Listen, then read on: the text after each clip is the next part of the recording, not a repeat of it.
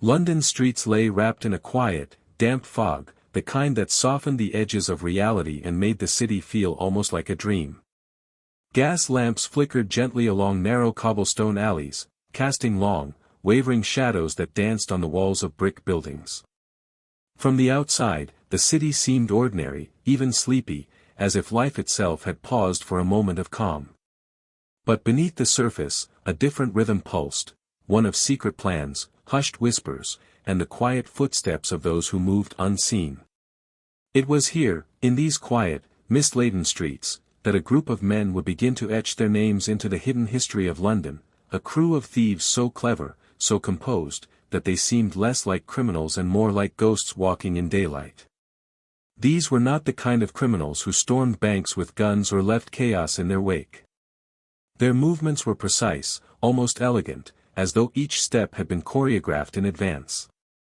They were observers first, listeners, students of human behavior, waiting for the perfect moment to act. Their world was one of patience and calculation, where every glance, every interaction, and every street corner held potential meaning. In the quiet of London's nights, they honed a craft that would soon earn them whispers of admiration and fear alike. People began to speak of them in the same breath as legends, not because of violence, but because of the audacity and intelligence behind their crimes.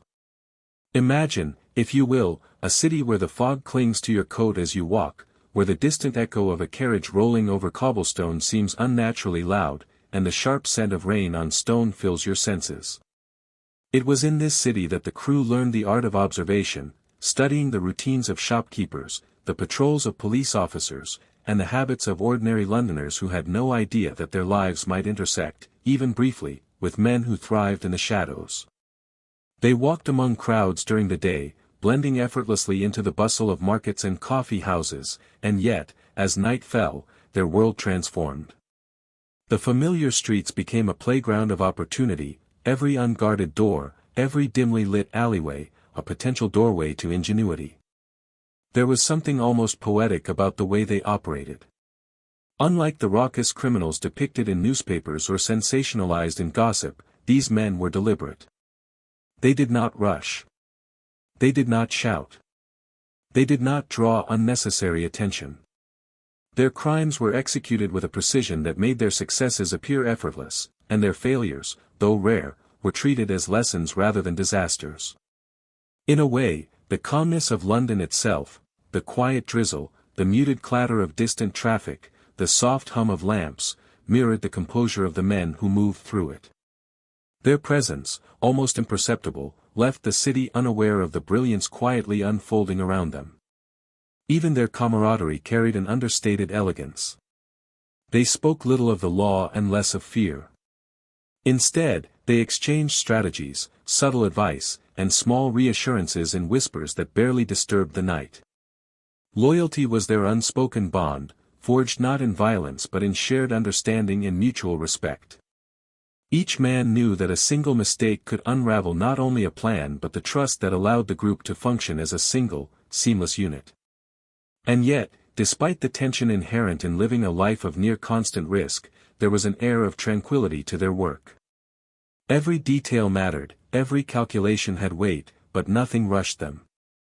They moved as though time itself had slowed, allowing them to observe, anticipate, and act with a calm mastery rarely seen outside the most disciplined circles. As London slumbered under its foggy veil, the crew's minds were anything but idle. They studied the city like scholars of an invisible language, reading the subtlest signs of human behavior, the shift of a security guard's gaze, the timing of a delivery cart, the way a window latch clicked under the pressure of a passing breeze. Every detail became a part of a larger puzzle, each piece carefully catalogued in memory and imagination. Their heists, when they came, were less about force and more about understanding the rhythm of the city and bending it subtly to their will. This was a kind of artistry that few would ever appreciate, and even fewer would dare attempt. And yet, even in their quiet genius, there was the hum of anticipation. The world outside had no idea who they were, but soon, that would change. Rumors would spread, newspapers would speculate, and the whispers of Londoners would hint at the invisible hands guiding events from the shadows. But for now, in these first chapters of their story, there was only the calm of preparation and the soft thrill of potential. Each night, as they moved unseen, the city itself seemed to hold its breath, unaware of the men who would, in time, make history not through violence, but through cleverness, composure, and a gentle audacity that would leave authorities puzzled and the public captivated.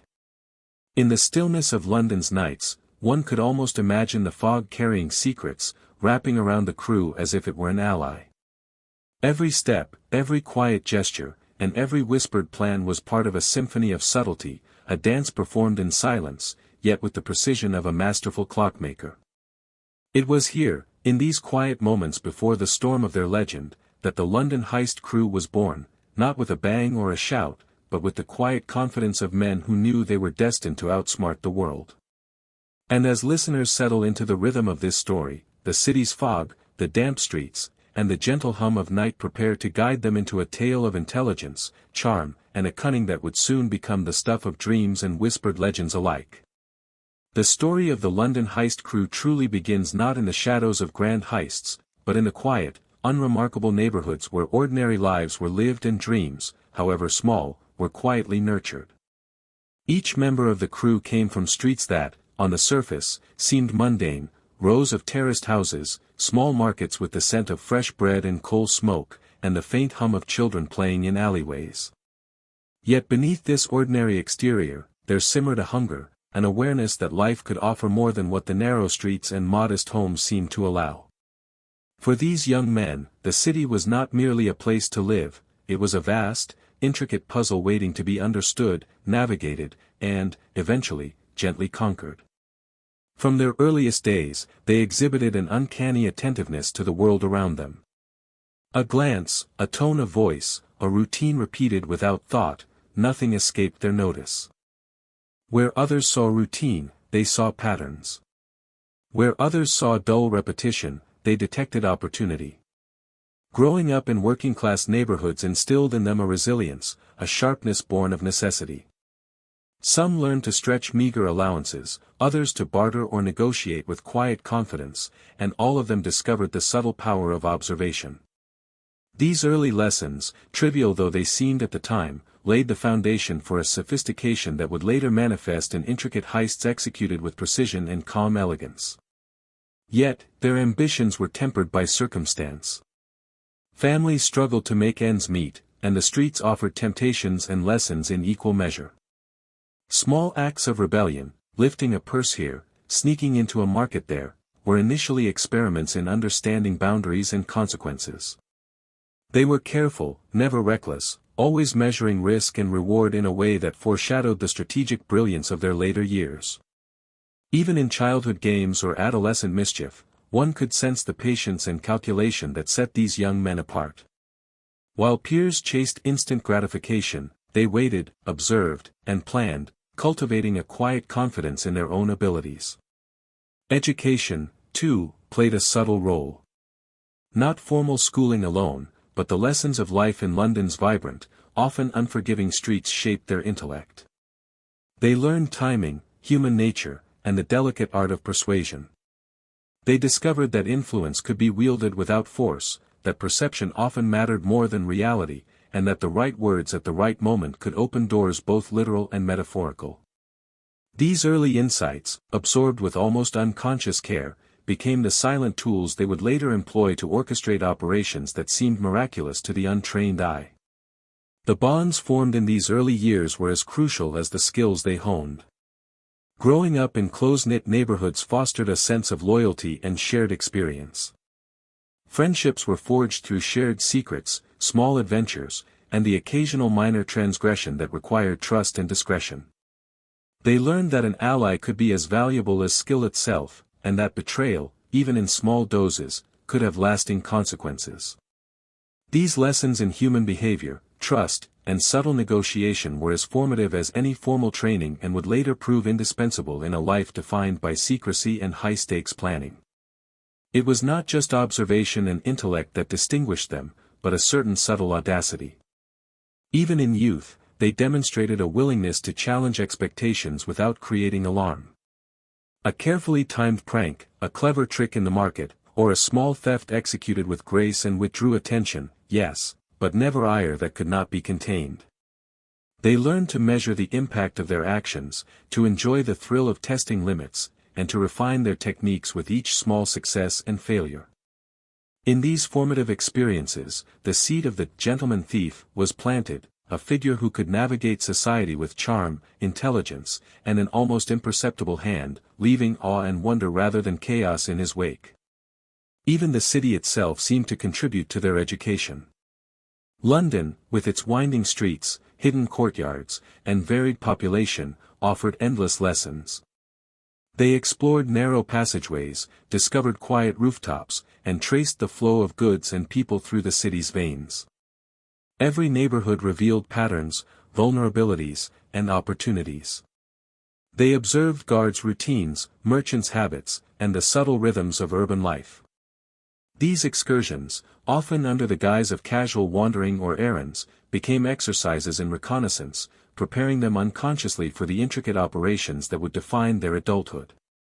By the time they reached young adulthood, the members of the crew had developed more than skill, they had cultivated vision. They could see the city as a living, breathing entity, full of pathways, obstacles, and possibilities. What others perceived as random noise or routine, they understood as a network of opportunities. They had learned patience, precision, and the quiet thrill of outwitting circumstance, all without attracting undue attention. And though their ambitions were still quietly gestating, the foundation for extraordinary achievements had been laid, intelligence tempered by experience, audacity tempered by discretion, and observation refined into strategy. Even in their earliest days, there was a subtle charm to their personalities, a quiet magnetism that drew others into their orbit. They learned early on that people could be influenced, persuaded, or distracted without force. Their presence could calm suspicion or instill trust. These traits, as natural as breathing, became essential tools for a life that would demand ingenuity, discretion, and adaptability. They moved through the world with an understated confidence, mastering both their environment and the social currents that flowed through it. By the end of this period, the ordinary streets of London had already begun to shape extraordinary men. Their skills, instincts, and temperament were quietly honed, waiting for the moment when opportunity would meet preparation. And it was precisely this combination of upbringing, intelligence, subtle audacity, and understanding of human nature that allowed the London Heist Crew to later emerge not as common criminals, but as legends, men who approached crime not as violence, but as art, not as chaos, but as a carefully choreographed dance. The ordinary had become the extraordinary, and the quiet streets that once nurtured them now stood ready to witness the unfolding of their remarkable, almost dreamlike story. Their first real steps into crime were almost imperceptible, like whispers carried on a gentle London breeze. It began with small experiments, minor transgressions that tested boundaries and measured risk. A purse left unattended on a bench, a shopkeeper's distraction at the counter, or a momentary lapse in a passerby's attention became lessons in timing, observation, and subtlety. These early ventures were never reckless, they were exercises in understanding how the world could be navigated with intelligence and patience. Each success reinforced confidence, each misstep taught caution, and the crew began to sense the thrill of operating just beyond the watchful eyes of authority. Imagine, for a moment, a fog-drenched street where the lamps glow like molten gold, reflecting off slick cobblestones. A young man moves silently, blending with the quiet night, aware of every shadow, every echo. He reaches a market stall, eyes scanning for opportunity. In a single, fluid motion, he lifts a small coin purse left forgotten, slipping it into his coat as though it were a natural extension of his hand. No violence. No alarm. Only a calm, calculated action that leaves the world unaware. These early forays were not about greed, but about testing skill, mastering observation, and understanding the interplay of human behavior and circumstance. With each small success, their confidence grew, and so did the scale of their ambitions. From petty theft, they moved to clever scams and minor burglaries, each operation executed with increasing sophistication. They observed the routines of their targets, identified weaknesses, and adapted plans accordingly. Even the smallest distraction, a cat wandering across a doorway, a carriage passing too closely, a shopkeeper momentarily engaged, could become a crucial factor in the success of their schemes. They learned to account for these variables, refining their timing and execution until each act became a delicate dance between precision and subtlety. But it was not merely physical skill that distinguished them. The crew's charm and intelligence became their most potent weapons. They could speak with authority, empathy, or casual disinterest, as the situation demanded, turning suspicion into trust with the gentlest touch. In quiet moments at market squares, tea shops, and crowded streets, they practiced social observation, learning the smallest tells in expression, posture, and gesture. This human insight allowed them to predict reactions, manipulate attention, and create opportunities where none seemed to exist. The art of the heist, they discovered, began long before any act of taking, it began in understanding people. Their early exploits also introduced them to the delicate balance between risk and reward. A miscalculation could mean embarrassment, a minor scolding from a shopkeeper, or, at worst, attention from authorities. Each event, however small, honed their instincts and sharpened their awareness. They learned that timing was as crucial as action, that patience often outweighed impulse, and that silence could be a far more effective tool than force. Through repeated practice, their senses became attuned to subtle cues, the cadence of a guard's steps, the pattern of shopkeepers' movements, the way a window latch clicked under a sudden breeze. Every detail mattered, and every small operation was a lesson in the discipline that would later define their careers. By the time the crew began attempting slightly larger thefts, they had already developed a rhythm, a near-meditative state of focus. Late-night burglaries of quiet homes or empty shops were approached with calm deliberation, each step rehearsed and measured. The streets themselves seemed to cooperate, as though the city had learned to anticipate their movements. Even in failure, there was no panic, only a quiet analysis: what had gone wrong, what could be adjusted, and how to improve. The process of learning was continuous, methodical, and remarkably serene, setting a tone that would remain a hallmark of their future heists. There were moments of subtle drama, too, that added a quiet thrill to their early career. A passing constable narrowly avoided noticing a minor intrusion, a window unexpectedly shut just as a hand reached inside, or a market stall owner's attention shifted at the last moment. In each instance, the crew adapted instantly, blending caution with clever improvisation. The calmness with which they navigated such situations became part of their identity, a quiet confidence that left observers unaware of the precision and intelligence operating just out of sight. Each near miss was a lesson in resilience and composure, a training ground for the more audacious schemes that lay ahead. Even their failures were instructive. A dropped coin, a squeaky hinge, or a misjudged timing became an opportunity to learn, rather than a source of fear or frustration. These experiences reinforced their methodical approach, the understanding that crime, when executed as an art, required patience, intelligence, and careful attention to detail. With each attempt, their skills matured, and the crew began to see themselves not merely as boys from London streets, but as architects of clever, elegant operations that balanced risk with calculated precision. By the time they reached young adulthood, the crew's reputation, though still largely hidden, was beginning to form in whispers among those who noticed patterns of ingenuity in seemingly ordinary crimes. Other petty criminals watched with admiration, authorities sensed anomalies without comprehension, and the streets themselves seemed to hold an almost imperceptible respect for these quiet masters of circumstance. They had discovered the delicate thrill of outsmarting not through force, but through observation, charm, and intelligence. It was here, in these formative forays into crime, that they honed the skills and instincts that would later define them as London's most remarkable gentlemen thieves. By the end of these early adventures, it was clear that their approach was unlike any other. They were patient, disciplined, and cunning. They valued intelligence over aggression, strategy over chaos, and subtlety over spectacle. And as they moved quietly through the city, unnoticed yet always aware, they were preparing for the more elaborate, daring heists that would later make their names legendary. The first crimes were small, almost imperceptible, yet they marked the beginning of a journey where ordinary men would, through wit and precision, challenge the very fabric of London's order, leaving a legacy that would echo through both whispers and history. The true art of the London Heist Crew was not in the act of taking, but in the preparation, the patient observation, and the quiet mastery of timing that preceded every move. While many criminals relied on brute force or sheer luck, this crew approached their operations as if composing a symphony, each element meticulously planned, rehearsed, and executed with precision. Nights were spent walking streets that seemed empty but were, in reality, alive with opportunity, studying the ebb and flow of the city as if it were a living puzzle waiting to be solved. Every alley, every doorway, every shadow was observed, catalogued, and mentally mapped, creating a mental blueprint that allowed them to move through London with an almost supernatural ease. The process began long before a heist ever took place.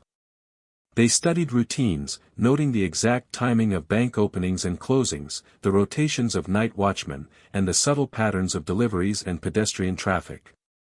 They learned to anticipate not only human behavior but the environment itself, the way a street lamp flickered at certain hours, how the wind shifted through narrow passages, the sound a locked door made when tested gently with a finger. Nothing was overlooked. In these quiet hours, the city became their classroom, and observation their teacher. Every detail, no matter how small, could become the difference between flawless execution and failure. Planning was not hurried. It was deliberate, almost meditative, requiring patience, focus, and a willingness to wait for the perfect moment. The crew would gather in dimly lit rooms, papers and sketches spread before them, discussing minute details with calm precision.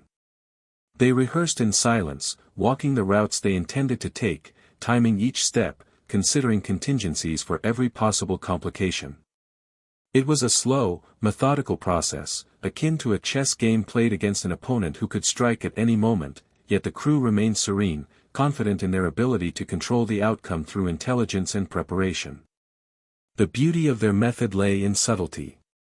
Unlike brash criminals who sought attention through noise and chaos, the London Heist Crew moved with discretion, almost invisibly, allowing the city itself to mask their movements. They understood the power of perception, that a street could appear calm, a building secure, a situation normal, even as they quietly observed, planned, and prepared. Their brilliance lay not in overt aggression, but in the quiet manipulation of circumstance, in reading the patterns of the world and bending them gently, invisibly, to their advantage. One of the most fascinating aspects of their planning was their attention to timing. They understood that every heist was a dance of seconds and minutes, where hesitation could spell disaster. To the untrained eye, their actions seemed effortless, as though luck itself favored them. In reality, every success was the product of countless hours of observation, rehearsal, and careful adjustment. They learned to synchronize movements with the natural rhythms of the city, moving when the streets were empty, when guards were distracted, or when the natural noise of the environment could cover their actions. Each heist was choreographed with the precision of a performance, yet executed with the calm subtlety of someone simply walking through a familiar path. The crew also studied human psychology as part of their preparation. They observed how people reacted under pressure, how fear, routine, and expectation could be gently manipulated. A distracted shopkeeper, a cautious guard, or an unsuspecting passerby became variables to consider in advance. They understood that a subtle gesture, a well-placed word, or a carefully timed distraction could achieve what brute force could not. Every interaction, no matter how minor, was anticipated and accounted for.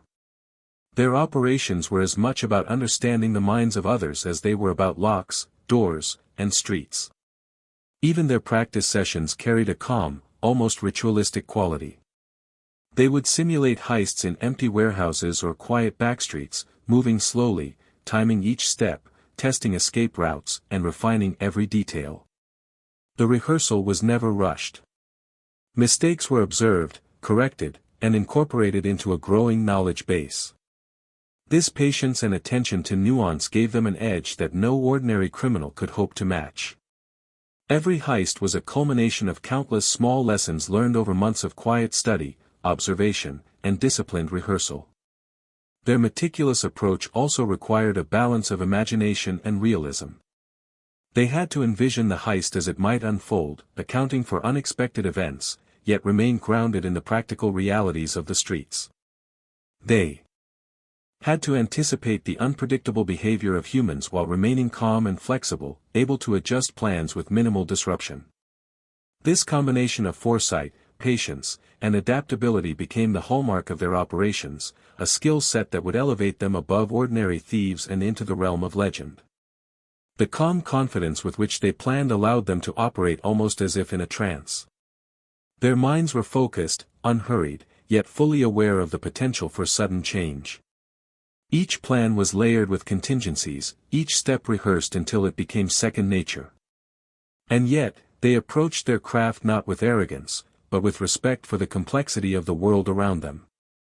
Every successful operation was a quiet celebration of intellect, discipline, and composure, a subtle artistry that few could appreciate, but many would remember. By the time their first major heist approached, the London Heist Crew had mastered the delicate balance of observation, timing, rehearsal, and subtle psychological manipulation. They moved through the city as if it were an extension of themselves, their plans invisible threads woven seamlessly into the fabric of everyday life. And it was this mastery of preparation, the quiet, patient, methodical artistry of planning, that would allow them to execute operations that seemed impossible to outsiders, yet natural, effortless, and inevitable to those who understood the genius of subtlety and calm precision. The first major heist of the London Heist Crew was not a spectacle of violence or chaos, but a quiet demonstration of patience, planning, and meticulous execution. It was the moment that transformed them from clever street-level operators into figures of whispered legend. The streets of London, damp with the lingering fog of early evening, seemed unaware of the intelligence moving silently through their veins. Gas lamps cast golden halos on the slick cobblestones, illuminating the careful, deliberate steps of the men who had rehearsed every moment for weeks, perhaps months. The city itself, as if in awe, seemed to hold its breath, waiting for the story to unfold. The target was a modest bank tucked into a quiet corner of the city, its exterior unremarkable, its security seemingly ordinary. To the casual observer, it was a place of routine, nothing more than another stop in the daily rhythm of commerce. But for the crew, every detail was significant, the timing of the morning deliveries, the rotation of the clerks, the habits of the guards. Each observation had been catalogued with the care of a scholar recording every line of a manuscript, and every possible scenario had been anticipated and rehearsed. The operation was to be conducted with precision and calm, a silent symphony executed in the shadows of normalcy. On the evening of the heist, the crew moved with almost imperceptible grace. Their movements were deliberate, measured, and perfectly synchronized. One man approached the building under the guise of a casual passerby, observing the front and subtly noting the positions of guards and customers. Another circled the surrounding streets, ensuring that no unexpected observers had taken note of their presence. The rest waited nearby, blending effortlessly with the dimly lit cityscape, as if they were nothing more than shadows themselves. There was no urgency, no haste. The rhythm of the operation was calm, hypnotic, and, most importantly, meticulously timed. When the moment came, it was executed flawlessly. Doors were unlocked not with force but with skill and understanding, the quiet clicks barely audible over the muted hum of the city. The crew moved through the interior with an elegance that belied the gravity of their actions. There was no violence, no shouting, only the quiet efficiency of men who had practiced every movement, memorized every detail, and anticipated every variable. The bank, normally a place of bustling energy and guarded attention, became an empty stage for a silent, carefully choreographed performance. Throughout the operation, their calmness was both their shield and their weapon. A single glance, a subtle gesture, or a carefully timed pause could distract a clerk, redirect a guard's attention, or manipulate the flow of movement in the room. The crew understood that perception was more powerful than force, that the appearance of normalcy could mask the most extraordinary actions. Even as they worked, there was a rhythm to their movements, a quiet confidence that conveyed mastery without arrogance. Every step was measured, every action deliberate, and every outcome considered. The escape was equally methodical. Each member knew the route, the timing, and the contingencies for unexpected obstacles. Streets that had been studied for weeks became familiar pathways, guiding the crew away from potential detection. They melted into the night as seamlessly as they had entered, leaving behind not chaos, but the gentle, almost imperceptible traces of intelligence at work. For the citizens of London, the event passed unnoticed. For those who whispered of clever thieves, it became a story of intrigue, admiration, and subtle fear. The success of the heist was not only measured in monetary terms but in the validation of their methods. Every observation, every rehearsal, every calculated risk had paid off. The crew had demonstrated that crime could be conducted with elegance, intelligence, and patience, a stark contrast to the reckless acts of others who relied on aggression or brute force. Their victory was quiet yet profound, a testament to the power of preparation, observation, and the disciplined execution of a well-conceived plan.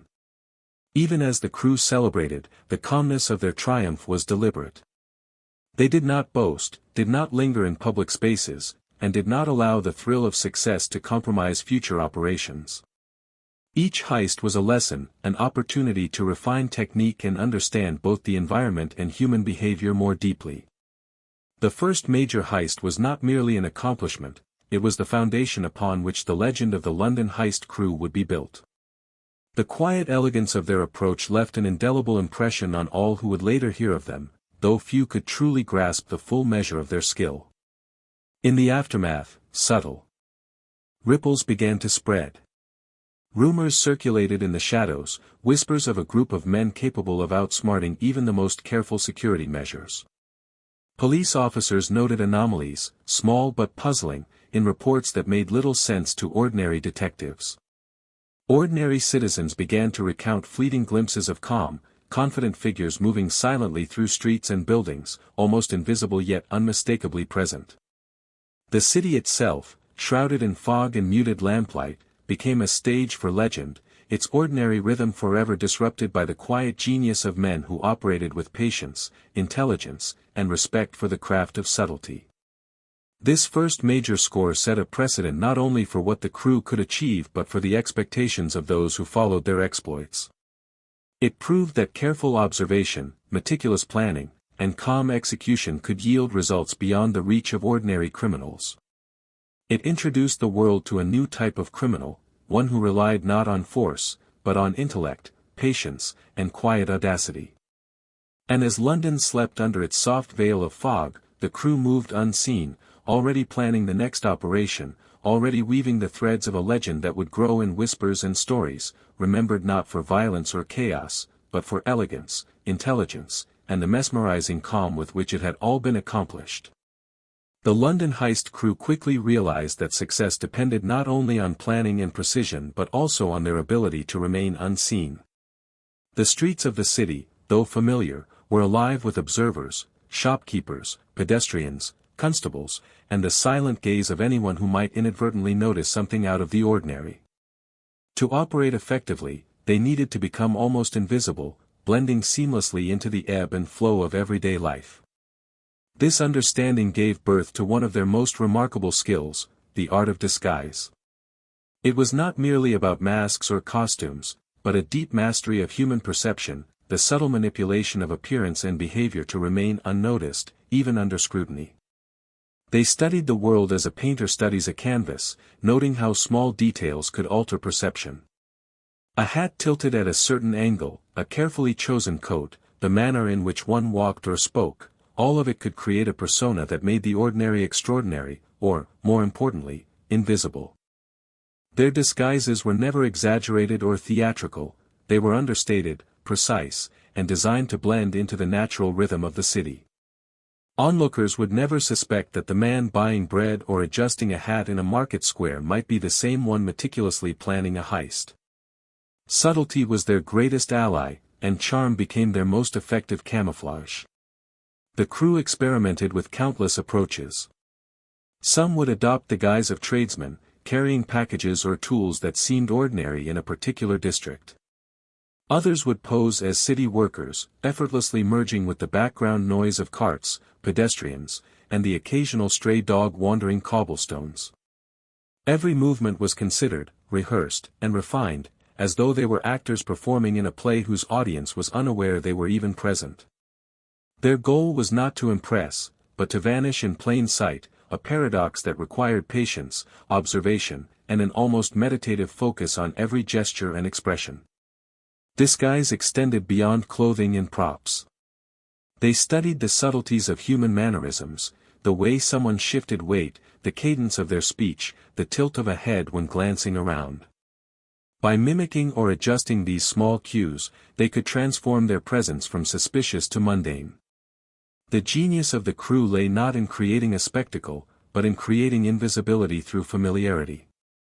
They became ordinary men in the eyes of others, ordinary enough that no one would suspect their extraordinary intelligence and audacity lurking just beneath the surface. Practice was crucial. Before each operation, the crew would rehearse not only the mechanics of the heist but also the personas they would inhabit. They walked streets in character, blending with crowds, observing reactions, and refining gestures until the act of being unnoticed became second nature. They studied lighting, angles, and shadows, understanding how the subtle play of light on clothing or facial features could aid or betray them. Even the smallest detail, a creased sleeve, a polished shoe, the angle of a hat, was evaluated and perfected. This level of preparation turned the ordinary act of moving through the city into an art form, a quiet dance of perception and camouflage. The crew also understood timing as a crucial part of their disguise. It was not enough to look ordinary, one had to act ordinary at the right moment. A pause too long, a glance in the wrong direction, or a step taken too quickly could attract unwanted attention. They synchronized their movements with the natural rhythm of the city, the clatter of a carriage, the chatter of pedestrians, the distant whistle of a train. These sounds became cues, guiding their actions, providing cover, and reinforcing the illusion that they were nothing more than any other citizen going about their business. Charm, too, was a vital component of disguise. While they could vanish in plain sight, there were moments when subtle engagement with people was unavoidable. In these instances, the crew used polite conversation, casual smiles, and unobtrusive gestures to deflect suspicion. Their interactions were never hurried or exaggerated, instead, they relied on natural confidence and social awareness to create trust, however brief, in those around them. A brief nod, a passing comment about the weather, a casual glance, these small touches reinforced the illusion of normalcy, allowing them to operate unnoticed in spaces where vigilance might otherwise have been high. Even their tools of the trade were chosen to complement their stealth. Locks, keys, and small implements were discreet, portable, and designed for subtle use. Nothing about their equipment drew attention, and every item was integrated seamlessly into their performance as ordinary citizens. When necessary, their use of tools was practiced to perfection, each movement executed silently, smoothly, and almost invisibly, a reflection of their overall philosophy that the best crime was one that left no trace of its cleverness to the casual observer. The mastery of disguise did more than just protect them from discovery, it gave them psychological leverage. By controlling how others perceived them, the crew shaped outcomes without ever resorting to force. A distracted clerk, a hesitant guard, or a passerby could be guided without coercion, their attention subtly redirected through gesture, posture, and timing. The crew understood that invisibility and influence were intertwined, and that true control came not from aggression, but from the quiet, precise management of perception. Through practice, observation, and calm execution, the London Heist Crew became almost imperceptible to the city around them.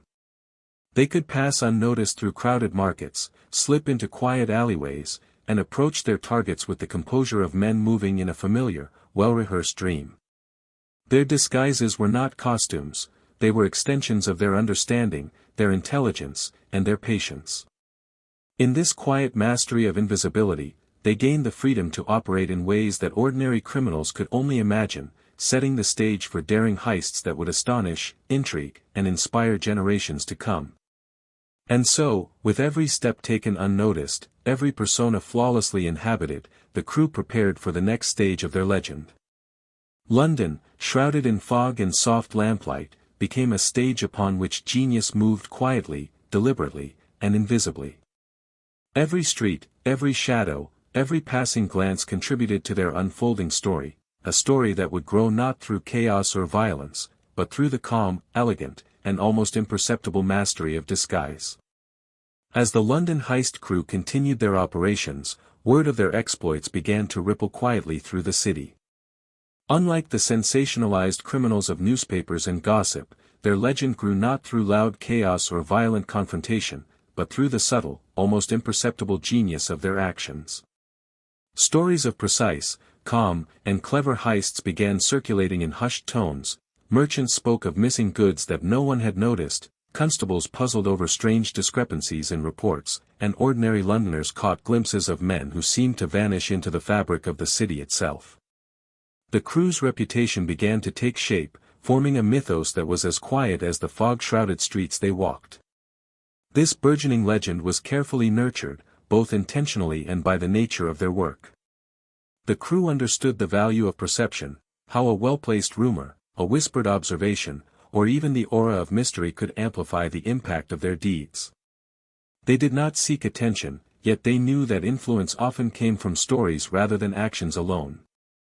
A shopkeeper might speak of a thief who was never seen, a guard might recount a distraction so subtle it seemed like a trick of the mind, and through these narratives, the crew's reputation grew, almost as if the city itself whispered of their brilliance.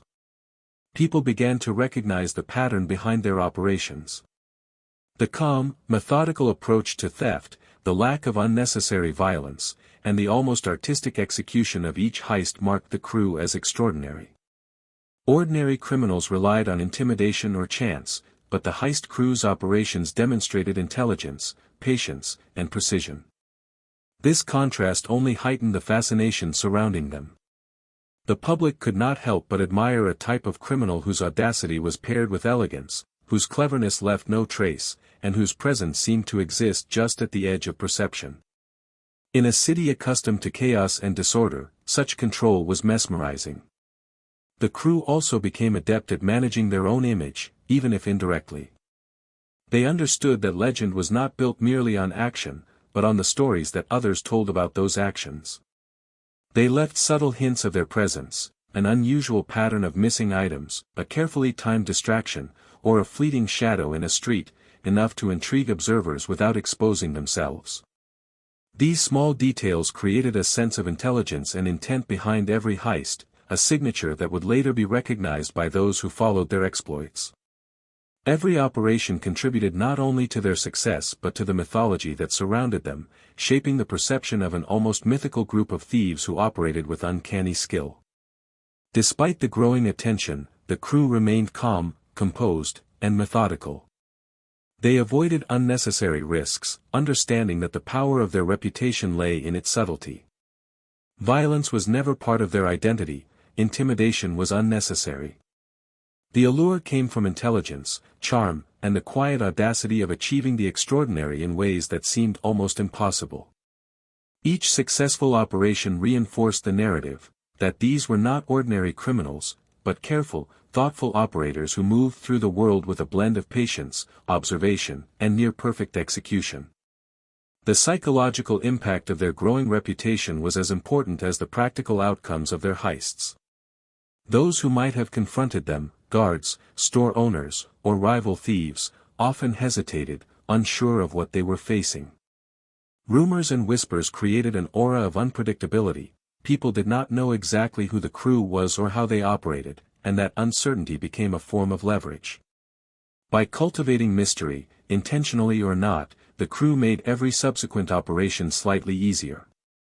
Fear and admiration intertwined, yet neither was loud or aggressive. It was a quiet, pervasive awareness that intelligence, not force, dictated outcomes. Part of their legend was also their consistency. Unlike criminals who acted sporadically, driven by impulse or desperation, the crew demonstrated a disciplined approach over time. Every operation, no matter how small or large, was executed with calm precision. Patterns emerged: the quiet efficiency, the lack of violence, the subtle charm, the invisibility achieved through careful disguise. Observers began to recognize a signature of subtle genius, and this signature became the foundation of the crew's mythos. They were not simply successful thieves, they were a new archetype of intelligence applied to the art of crime, almost like scholars conducting experiments in the field of human behavior and circumstance. As their story spread, it also inspired curiosity and fascination beyond immediate circles. Citizens speculated about who these men were, how they operated, and what motivated them. The mystery of the crew, who they were, how they moved unseen, and how they outsmarted authorities so consistently, became part of London's cultural fabric. Even those who had no direct interaction with the crew felt the intrigue, imagining the quiet streets at night and the shadows that might conceal extraordinary minds at work. The legend grew as a reflection of both skill and the city itself, intertwined in a tapestry of fog, lamplight, and whispered tales.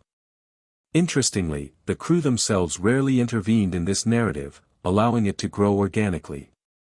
They understood that legend, once established, could serve as both protection and advantage. A city that believed in the brilliance of these men might be more easily navigated, more pliable, and more predictable in behavior. And so, they moved with deliberate restraint, reinforcing their reputation not through words, but through the calm, methodical actions that had built it. They became almost like ghosts in the city's memory, present and influential yet impossible to grasp, admired and feared in equal measure. By this stage, the London Heist Crew was no longer simply a group of clever men executing heists. They had become a symbol of subtle brilliance, a living legend operating in plain sight yet untouched by the ordinary measures of law and fear.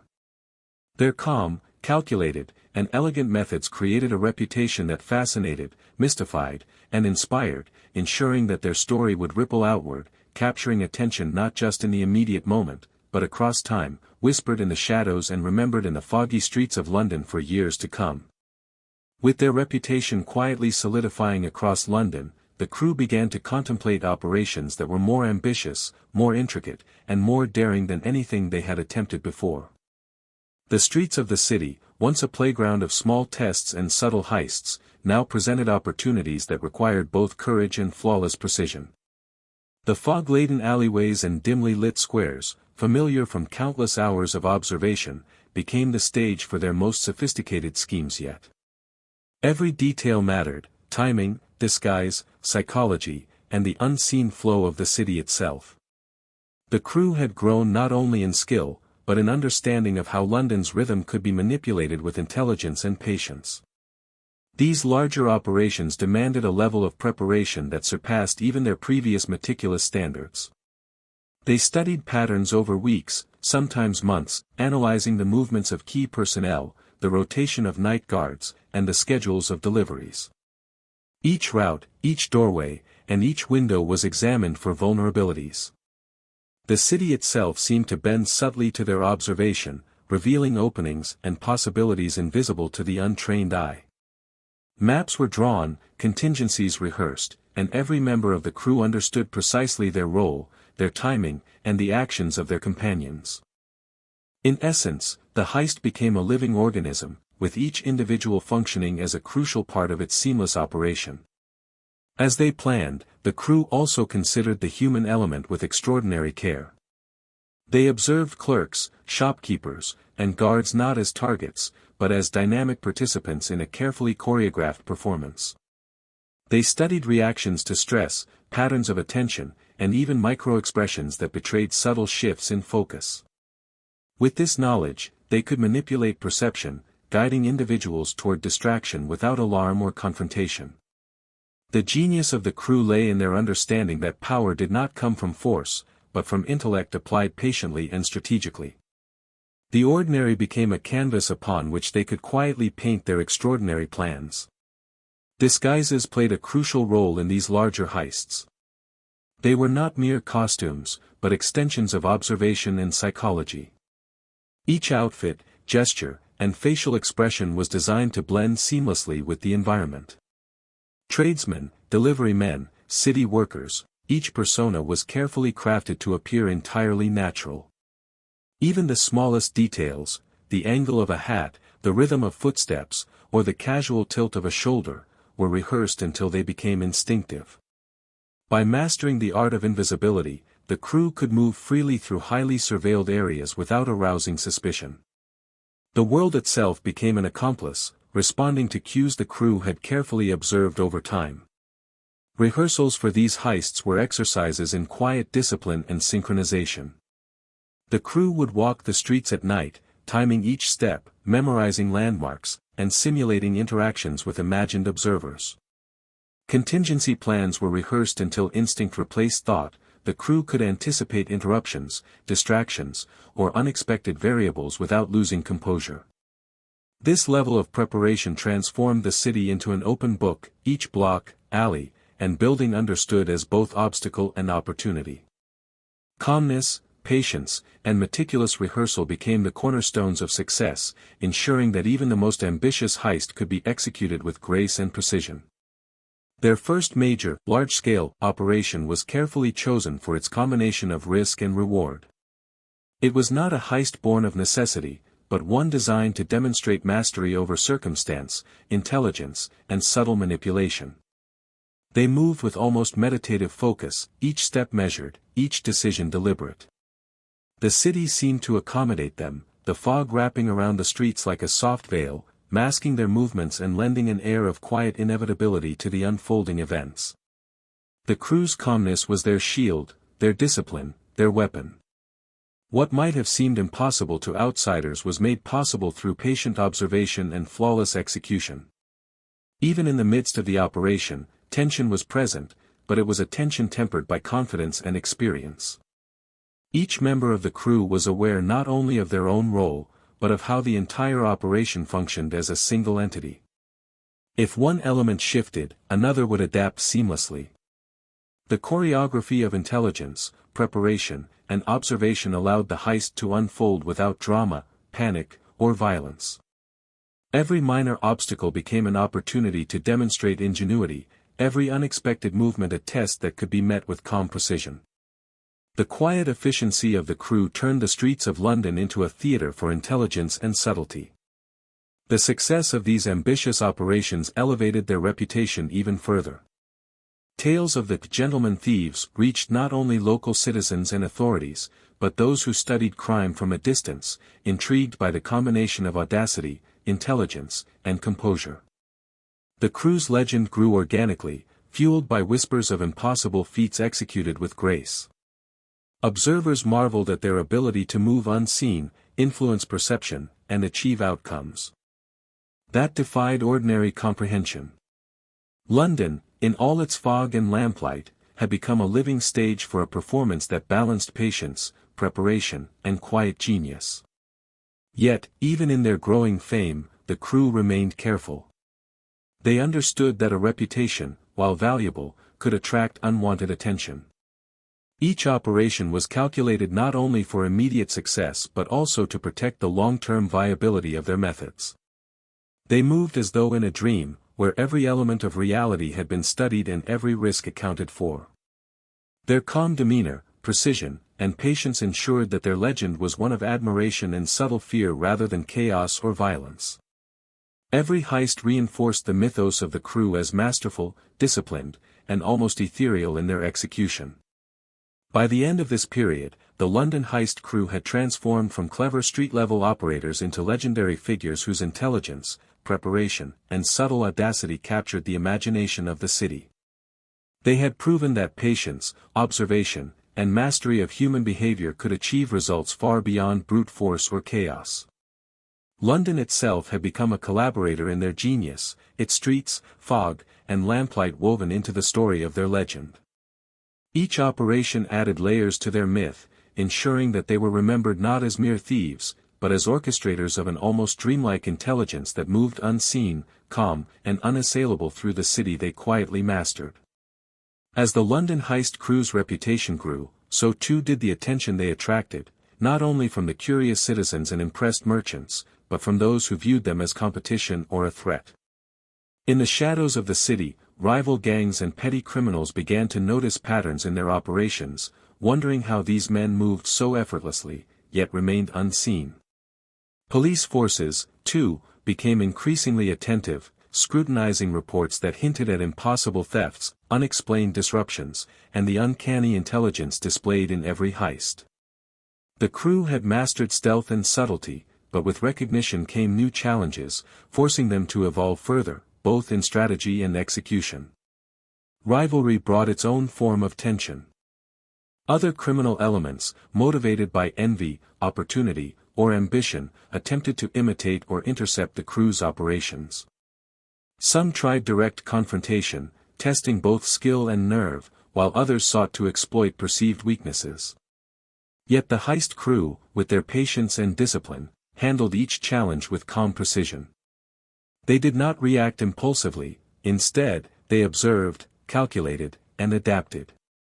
Every attempt by outsiders to mimic their methods or challenge their authority became a study in human behavior, a puzzle to be solved rather than a threat to be met with force. This measured approach reinforced the crew's mastery over circumstance, maintaining their reputation as almost untouchable, even in the face of growing pressure. Police scrutiny added another layer of complexity. Detectives began to analyze the timing, style, and execution of the crew's operations, searching for patterns and connections. But the crew's attention to detail, coupled with their understanding of human perception, allowed them to stay one step ahead. They anticipated the moves of law enforcement, planning each operation with the possibility of surveillance in mind. Disguises became more refined, routes more carefully chosen, and contingencies more intricate. Even as the authorities' gaze intensified, the crew moved calmly, almost as though anticipating the presence of observers and weaving it seamlessly into the choreography of their actions. Yet, it was not only external threats that posed a challenge, internal dynamics also required careful management. Each member of the crew had unique strengths, weaknesses, and perspectives. Coordinating their efforts demanded patience, mutual trust, and a deep understanding of one another's tendencies. Differences of opinion occasionally arose, particularly when weighing the risks of more ambitious operations.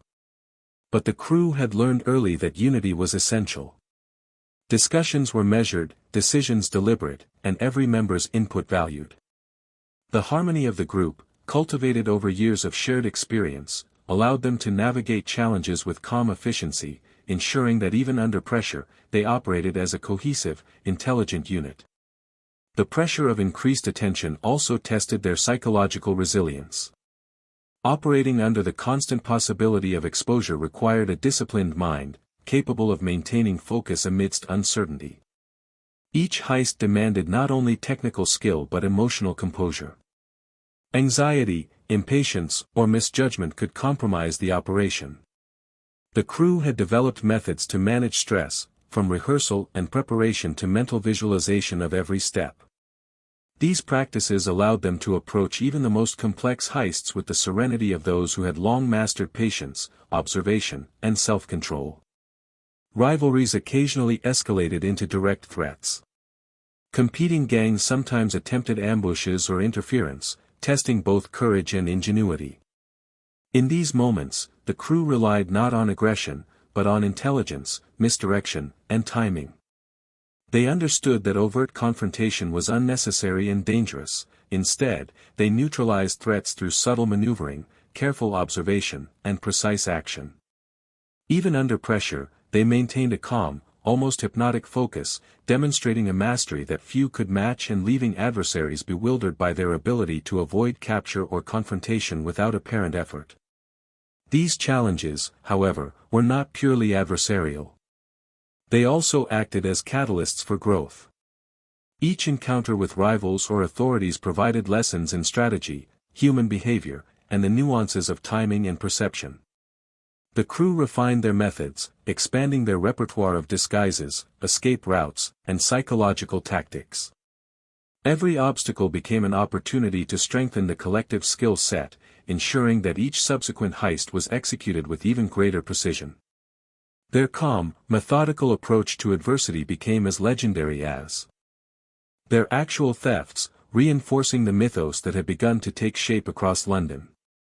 In addition to external and internal challenges, the crew also navigated the delicate balance of public perception. They had to maintain their reputation as brilliant, elegant operators without provoking unnecessary fear or attention. Too much notoriety could attract dangerous scrutiny, while too little could erode the psychological advantage their mythos provided. They moved through this tension with subtlety, careful to leave only the right traces, to cultivate mystery rather than infamy. The psychological dimension of their operations became as important as the physical, creating an intricate dance of influence and perception that extended far beyond any individual heist. By the end of this period, the London Heist Crew had not only refined their technical skills but had also evolved into a sophisticated, almost philosophical operation. They understood the interplay between skill, perception, and psychology, and how to leverage it for both success and protection. Challenges from rivals, police scrutiny, and the pressures of reputation had strengthened their discipline, patience, and composure. In navigating these pressures, they emerged not merely as successful criminals, but as masters of strategy, observation, and human behavior, a group whose legend grew in whispers, reinforced by every challenge they overcame without compromising their calm, elegant methodology. The city itself seemed to acknowledge their presence, as if the fog, lamplight, and quiet streets had become part of their choreography. London was a living partner in their story, its rhythm and structure subtly adapted to the intelligence, patience, and precision of the crew. And as they moved through the challenges, rivalries, and scrutiny that inevitably followed, the legend of the London Heist Crew continued to grow, not in the chaos of violence, but in the quiet brilliance of strategy, discipline, and unwavering composure. Their story had become more than the sum of their heists, it had become a testament to the power of intellect, preparation, and subtlety in shaping both perception and reality. By the time the London Heist Crew reached the peak of their operations, the city had quietly come to recognize their extraordinary presence. Their reputation, woven from whispers and shadowed tales, had elevated them to a near-mythical status. Every corner of London seemed to hold traces of their cleverness, missing goods, subtle manipulations, and operations executed with a precision that defied ordinary comprehension. The fog-laden streets, the glimmer of lamplight on slick cobblestones, and the distant echo of footsteps all became part of a grand stage upon which their quiet genius played out. This was the era in which the crew's audacity reached its zenith, their heists more intricate and daring than ever before, executed with calm confidence and unparalleled foresight.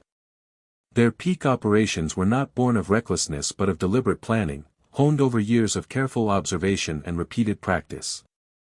Each heist was conceived as a study in timing, disguise, and psychological insight.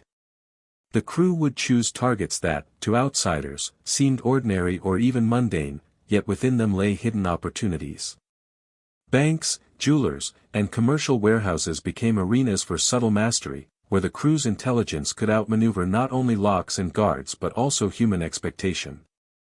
They moved with the serenity of those who had long understood that patience, preparation, and perception were more powerful than haste or force. Preparation for these operations was meticulous. Weeks, sometimes months, were dedicated to analyzing the environment, the rhythm of daily life, the rotation of guards, the subtle habits of clerks, and even the shifting patterns of city noise.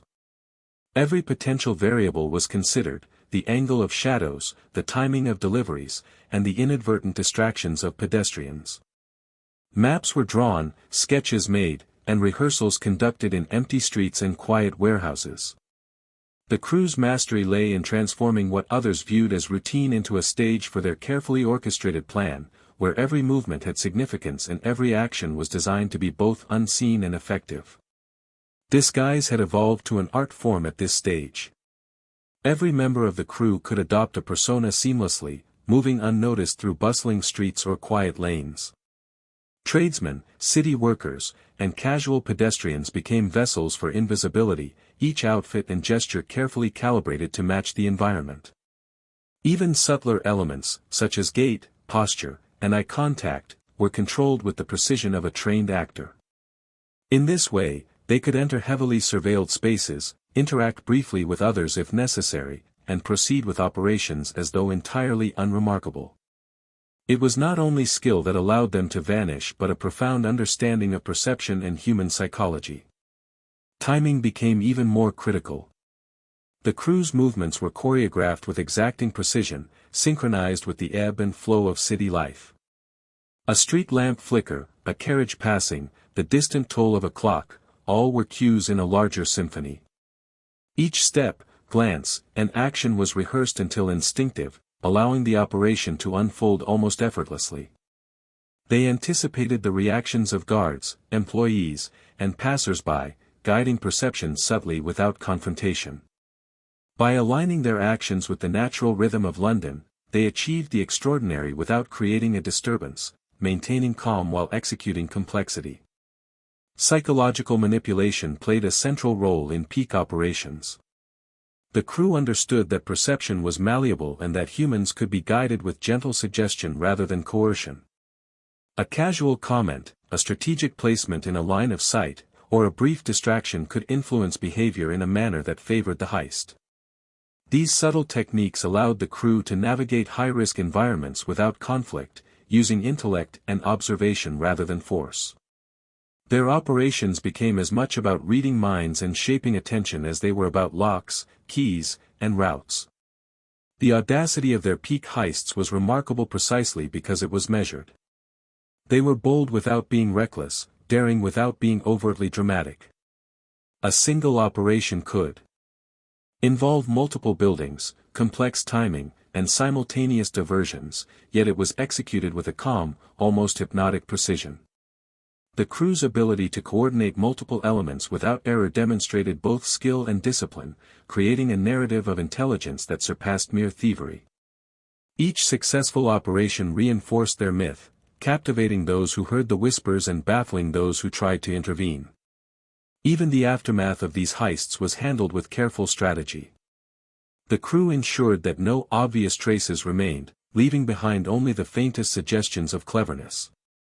They did not seek fame in public, rather, their legend was cultivated in shadows and rumor, in the whispered recounting of almost impossible feats. Police investigations often led to dead ends, unable to comprehend the subtlety and precision behind each operation. This careful balance of action and concealment became a defining characteristic of the crew, blending skill with discretion and audacity with calm. The psychological impact of their peak period on the city was profound. Merchants, guards, and citizens alike began to recognize patterns of intelligence, subtlety, and patience in the incidents attributed to them. The legend of the "gentlemen thieves" spread through whispers, creating both admiration and cautious fear. Those who attempted to emulate or challenge them often failed, unable to replicate the discipline, observation, and composure that had become the crew's hallmark. Through skill, patience, and intelligence, they transformed London into both stage and partner, a city whose rhythm and patterns were subtly guided to accommodate their operations. By the end of their peak, the London Heist Crew had achieved something that transcended ordinary criminal success. They had crafted a legacy of precision, calm, and intelligence that inspired fascination and admiration, not terror or chaos. Their heists were more than acts of theft, they were demonstrations of human ingenuity, patience, and subtle mastery. In the quiet fog of London nights, beneath the gentle glow of lamplight, the crew moved unseen, orchestrating the extraordinary from the ordinary. It was during this period that their legend crystallized, remembered not just for the wealth they acquired, but for the elegance, discipline, and genius that allowed them to operate at the very height of their craft. As the London Heist Crew reached the height of their audacious operations, the subtle ripples of their actions began to spread beyond the streets and alleys of the city, reaching the wider public in ways both deliberate and accidental. Ordinary Londoners spoke in hushed tones about clever thieves who seemed to operate with calm elegance, disappearing without a trace and leaving behind only the faintest hints of their presence. The stories were not of violence or chaos but of quiet ingenuity, executed with patience and precision. Rumors of the "gentlemen thieves" captured the imagination of the city, blending fact and speculation into a narrative that fascinated, bewildered, and, in some corners, inspired admiration. The public's fascination grew as reports of their exploits filtered into newspapers, whispered in taverns, or recounted in market squares. Unlike the sensationalist criminals of the day, the crew's actions did not provoke widespread fear, but rather a sense of awe. Their ability to outsmart authorities, manipulate perception, and execute complex operations with a serene confidence lent an air of mystery and elegance to every story. Citizens marveled at the audacity of their methods, imagining men who could walk unnoticed into banks, warehouses, or private establishments and emerge with success so subtle that it almost seemed impossible. These tales became a quiet thread in the fabric of London's collective imagination, a mixture of truth, conjecture, and myth that elevated the crew into legendary status. Part of their growing notoriety stemmed from the very manner in which they operated. The crew avoided spectacle, violence, and overt confrontation, relying instead on intelligence, observation, and subtle manipulation. This restraint created a paradox: their actions were bold yet almost invisible, and the lack of drama amplified fascination rather than diminishing it. People speculated endlessly about the men behind the operations, how they moved, how they planned, and how they remained undetected despite the apparent complexity of their heists. This combination of mystery, calm, and cleverness became the hallmark of their public image, allowing stories to flourish in whispers without the need for self-promotion or ostentation. The crew's ability to remain largely anonymous while simultaneously captivating public imagination was no accident. They understood that reputation was a subtle form of power. Each operation, executed with precision and discretion, contributed to the mythology surrounding them. Small details, a fleeting shadow glimpsed in an alley, a sudden distraction at a shop counter, or a minor discrepancy in bank records, were enough to intrigue observers and reinforce the narrative of cleverness without exposure. In this way, the crew manipulated perception at multiple levels, crafting a legend that extended beyond mere heists into the realm of psychological influence and public fascination. Their growing fame also attracted curiosity from other criminal elements, journalists, and even law enforcement enthusiasts. Some attempted to follow the traces left by the crew, hoping to catch a glimpse or learn a secret method. Others studied the stories that circulated, trying to distinguish fact from rumor. Yet the crew remained unflustered, moving with the calm confidence that had become their hallmark. Every attempt to observe, mimic, or intercept them was met not with confrontation but with subtle adjustment, routes altered, disguises refined, and contingencies rehearsed until even unexpected interference could be neutralized without compromising their operations. This mastery further reinforced their legend, as observers struggled to understand how such intelligence and composure could exist in the world of crime. An important aspect of their public image was the contrast between audacity and restraint. While their heists were undeniably daring, they were executed with minimal disruption, no unnecessary aggression, and an almost artistic elegance. This paradox, boldness without recklessness, brilliance without violence, captured the imagination of Londoners. People did not fear them in a conventional sense, instead, they marveled at the audacity and intelligence required to achieve such results. The crew's careful manipulation of perception, combined with their calm demeanor, created a sense of wonder that elevated their reputation far beyond the streets they operated on. The stories of their exploits became a quiet source of fascination for those outside the criminal world as well. Citizens, merchants, and even curious aristocrats speculated on the identity and methods of the gentlemen thieves. Their legend grew not only through the heists themselves but through the subtle, almost imperceptible influence they had on the city's narrative. London's fog, lamplight, and shadowed streets became the backdrop for a story of intellect, patience, and cunning, and the crew moved through it like quiet, unseen orchestrators, leaving traces that were interpreted and reinterpreted long after the operations themselves were complete. The impact of this public fascination also reinforced the crew's confidence and composure. By observing how perception could shape outcomes, they gained insight into the broader dynamics of influence, control, and social psychology. Their operations became experiments not only in logistics and stealth but in the art of narrative, showing how stories, legend, and myth could amplify real-world actions. Each success, each whispered tale, and each subtle intervention contributed to an expanding circle of recognition that extended beyond the immediate streets of their operations. By the end of this period, the London Heist Crew had achieved a remarkable synthesis of action and legend. Their audacious heists, executed with calm intelligence, had transformed them into figures of fascination, intrigue, and admiration. They were not merely criminals, they were orchestrators of perception, manipulators of narrative, and masters of the delicate balance between reality and myth. In the soft glow of London's lamplight, amidst the fog and quiet streets, the crew had become something more than themselves, a story whispered from person to person, a legend that captured the imagination of a city, and an enduring symbol of calm genius in a world often ruled by chaos. Even the most careful and disciplined of operations eventually encounter moments of unforeseen danger. For the London Heist Crew, this came in the form of their first major close call, a moment that tested not only their skill and preparation but also their composure under pressure. It was a quiet evening, streets veiled in mist, the city hushed under the soft glow of gas lamps. The crew had been preparing for a complex operation, one that required precise timing, flawless coordination, and absolute discretion. Yet, despite their meticulous planning, the unpredictable nature of life and human behavior introduced variables that no rehearsal could fully anticipate. The target was a high-end warehouse, known for storing valuable goods under careful security. On paper, the operation was simple: enter through a less guarded side entrance, secure the items, and exit without detection. But the crew, experienced as they were, had learned to respect the uncertainty inherent in every endeavor.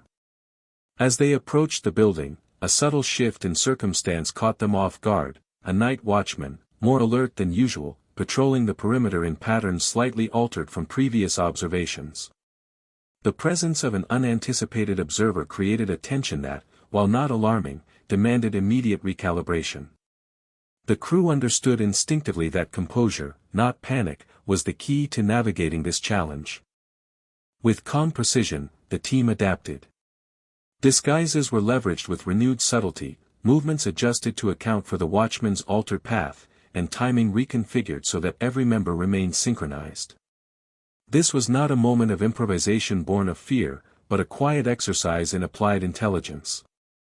Each individual understood their role, anticipating both the actions of their companions and the reactions of the watchman. A glance, a step, a shadowed movement, all were executed with careful deliberation.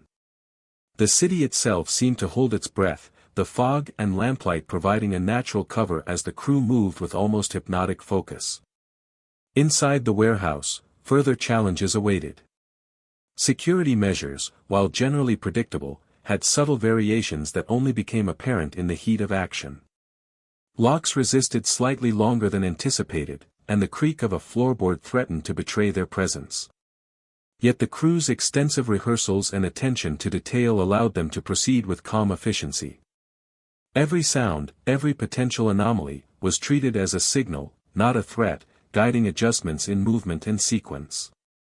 The tension of the moment did not compromise their discipline, instead, it heightened their awareness, sharpening focus and reinforcing the intricate coordination that had become second nature. The watchman outside, initially a source of concern, unwittingly became part of the crew's orchestration. By anticipating his movements and subtly guiding his attention through distractions, the team maintained control without confrontation. The psychological element, refined over countless previous operations, was critical here. Perception was manipulated quietly, subtly, without force. Every human interaction, whether observed or unnoticed, was a thread woven into the larger tapestry of the heist, demonstrating the crew's mastery over both physical space and the minds of those around them. In this operation, the close call also tested the cohesion of the team. Each member relied not only on personal skill but on absolute trust in the other's ability to adapt calmly. Communication was minimal, gestures nearly imperceptible, yet understanding between the crew was flawless. The shared experience of prior heists, combined with rigorous rehearsal and attention to human behavior, ensured that even unexpected variables were managed without panic. The result was a performance of calm intelligence, a quiet symphony of coordinated action where each note was timed, precise, and deliberate. The aftermath of this close call reinforced important lessons. The crew recognized that even the most flawless plans were subject to the unpredictability of human behavior and circumstance. Adaptation, composure, and psychological awareness were as crucial as technical skill or preparation. This incident became a defining moment in their legend, not because of dramatic confrontation or disaster averted at the last second, but because it highlighted the depth of intelligence, patience, and control that defined their approach. Their calm mastery of unexpected challenges elevated their reputation further, reinforcing the myth of gentlemen thieves, whose brilliance extended beyond planned operations into moments of improvisational subtlety. The close call also had a profound psychological impact. For the crew, it was a reminder that vigilance and composure were never optional. Every subsequent operation was approached with renewed respect for the unpredictability of both environment and human behavior. They incorporated contingencies for unexpected variables into every plan, expanding their repertoire of adaptive strategies and further refining their mastery over perception and circumstance. Their growing legend was inseparable from their ability to navigate such challenges without error, maintaining calm under pressure and turning potential setbacks into opportunities for subtle genius. Interestingly, this event also added a layer to their public image. While most Londoners were unaware of the near miss, the subtle whispers and rumors surrounding the crew took on new depth. Tales of their intelligence and precision now carried an additional undertone. Even when confronted with the unforeseen, they remained unflappable, adapting seamlessly to maintain success.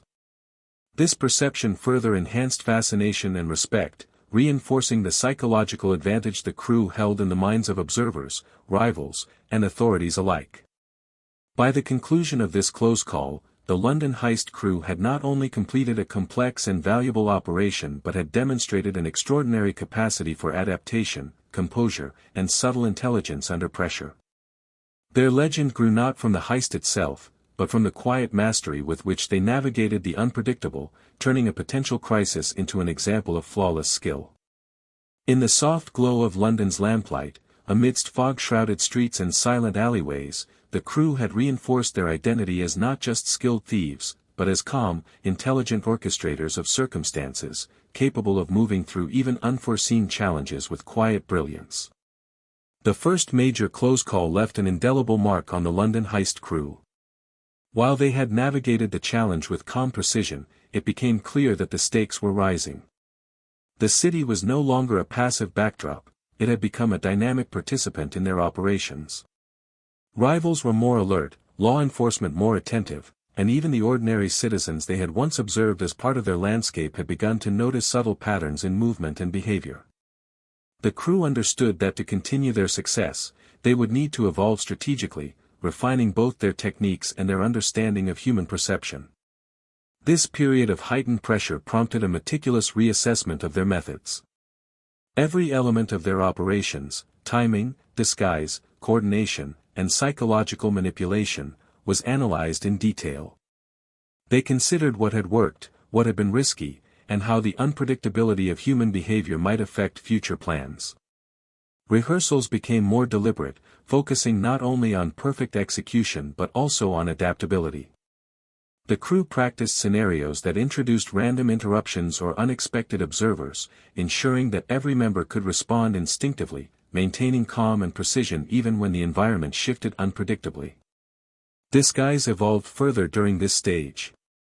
No longer was it enough to blend into a crowd or assume a basic persona. The crew now developed layered disguises, capable of altering perception mid-operation if necessary. A single outfit could be adapted with minor adjustments to present entirely different appearances depending on context. Gestures, posture, and voice modulation were refined to such a degree that a single member could pass unnoticed through multiple areas, each with its own set of observers and potential risks. This sophistication allowed the crew to expand the scope of their operations without increasing the likelihood of detection. Psychological strategy also deepened. The crew studied patterns of attention, memory, and expectation, understanding how small cues could influence perception. A guard's glance could be diverted with a minor, almost unconscious action, a clerk's attention could be guided subtly, creating the illusion that nothing unusual was occurring. The mastery of these techniques allowed the crew to operate in increasingly complex environments, transforming human behavior into an additional tool rather than a source of unpredictability. Every interaction, no matter how brief, was an opportunity to maintain control over perception, ensuring that the operation unfolded as smoothly as if guided by an unseen hand. Coordination among crew members reached new levels of refinement. Complex operations now involved multiple teams working simultaneously across different locations, each movement synchronized with the others to prevent errors. Communication was minimal, almost imperceptible, relying on subtle signals, rehearsed gestures, and instinctive timing. The crew had cultivated a deep trust in one another, understanding that individual skill was secondary to collective harmony. Each member was attuned not only to their own actions but to the entire operation, anticipating the movements of others and adapting instantly when variables shifted. The stakes of their operations also required a more nuanced approach to timing. In previous heists, the city's natural rhythm had largely sufficed, but with increasing scrutiny, precise orchestration became essential. Every sound, shadow, and movement had to be anticipated and accounted for. Even minor disturbances, a horse-drawn carriage passing at the wrong moment, a lantern flickering in the fog, or a late pedestrian, were integrated into the choreography rather than treated as interruptions. This heightened awareness transformed each operation into a quiet ballet of intellect, timing, and observation, where the environment itself was both stage and accomplice. Pressure from rivals and authorities continued to shape their evolution. Other criminal groups attempted interference, hoping to exploit weaknesses or capitalize on the crew's growing fame. Law enforcement, more aware of their cleverness, monitored known routes, schedules, and suspected methods. These external pressures, rather than causing panic, became catalysts for innovation. The crew responded not with aggression, but with refinement, enhancing disguises, diversifying routes, and developing contingency plans that allowed them to adapt instantly to unexpected challenges. Each challenge served as a lesson, strengthening their methods and further solidifying their reputation for intelligence and composure. Even minor failures from this period were treated as opportunities for growth. Misjudged timing, unforeseen observers, or slight errors were analyzed with calm detachment. The crew discussed what could be improved, incorporating insights into future operations without assigning blame.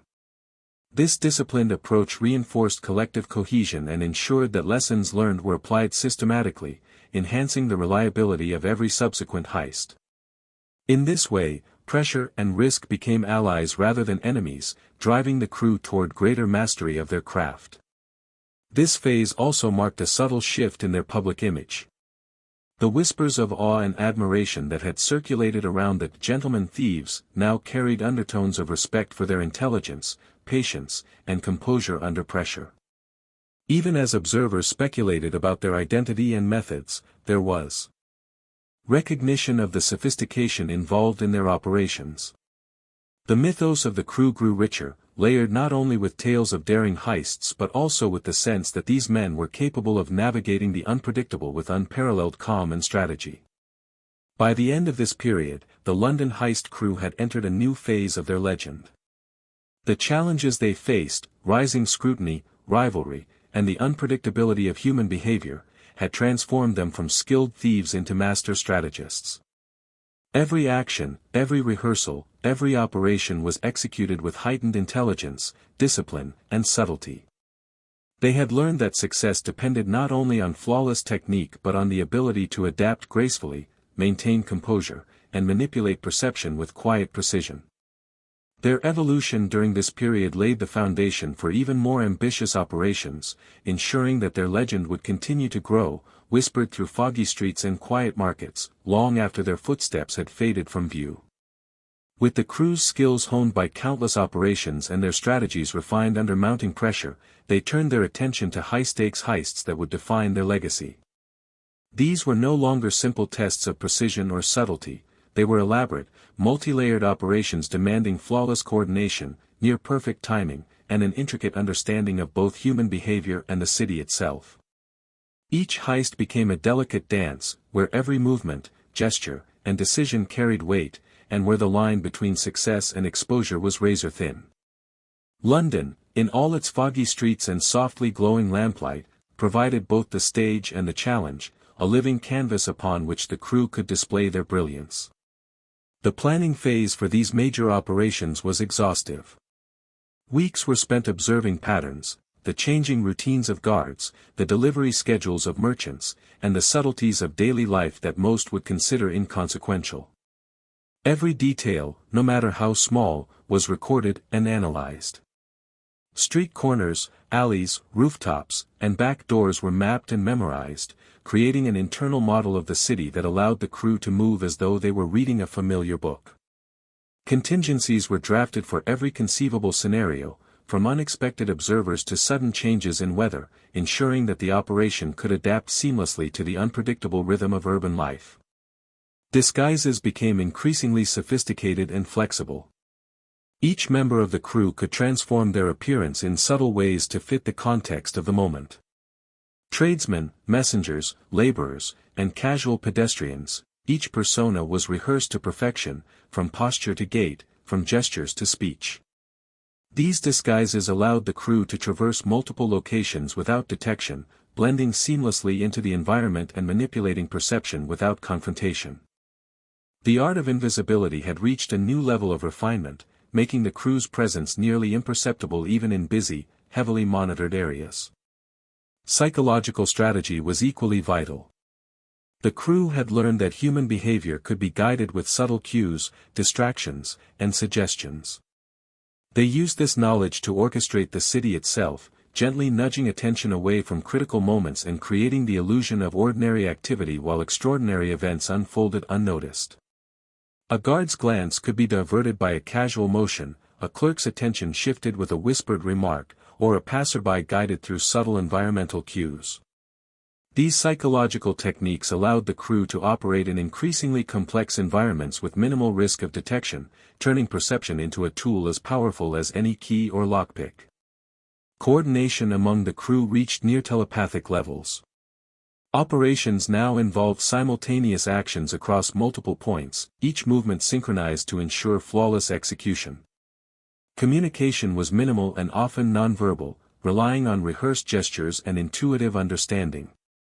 Every member of the team was attuned not only to their own tasks but to the collective operation, anticipating movements, adapting instantly to minor deviations, and maintaining the calm rhythm necessary for success.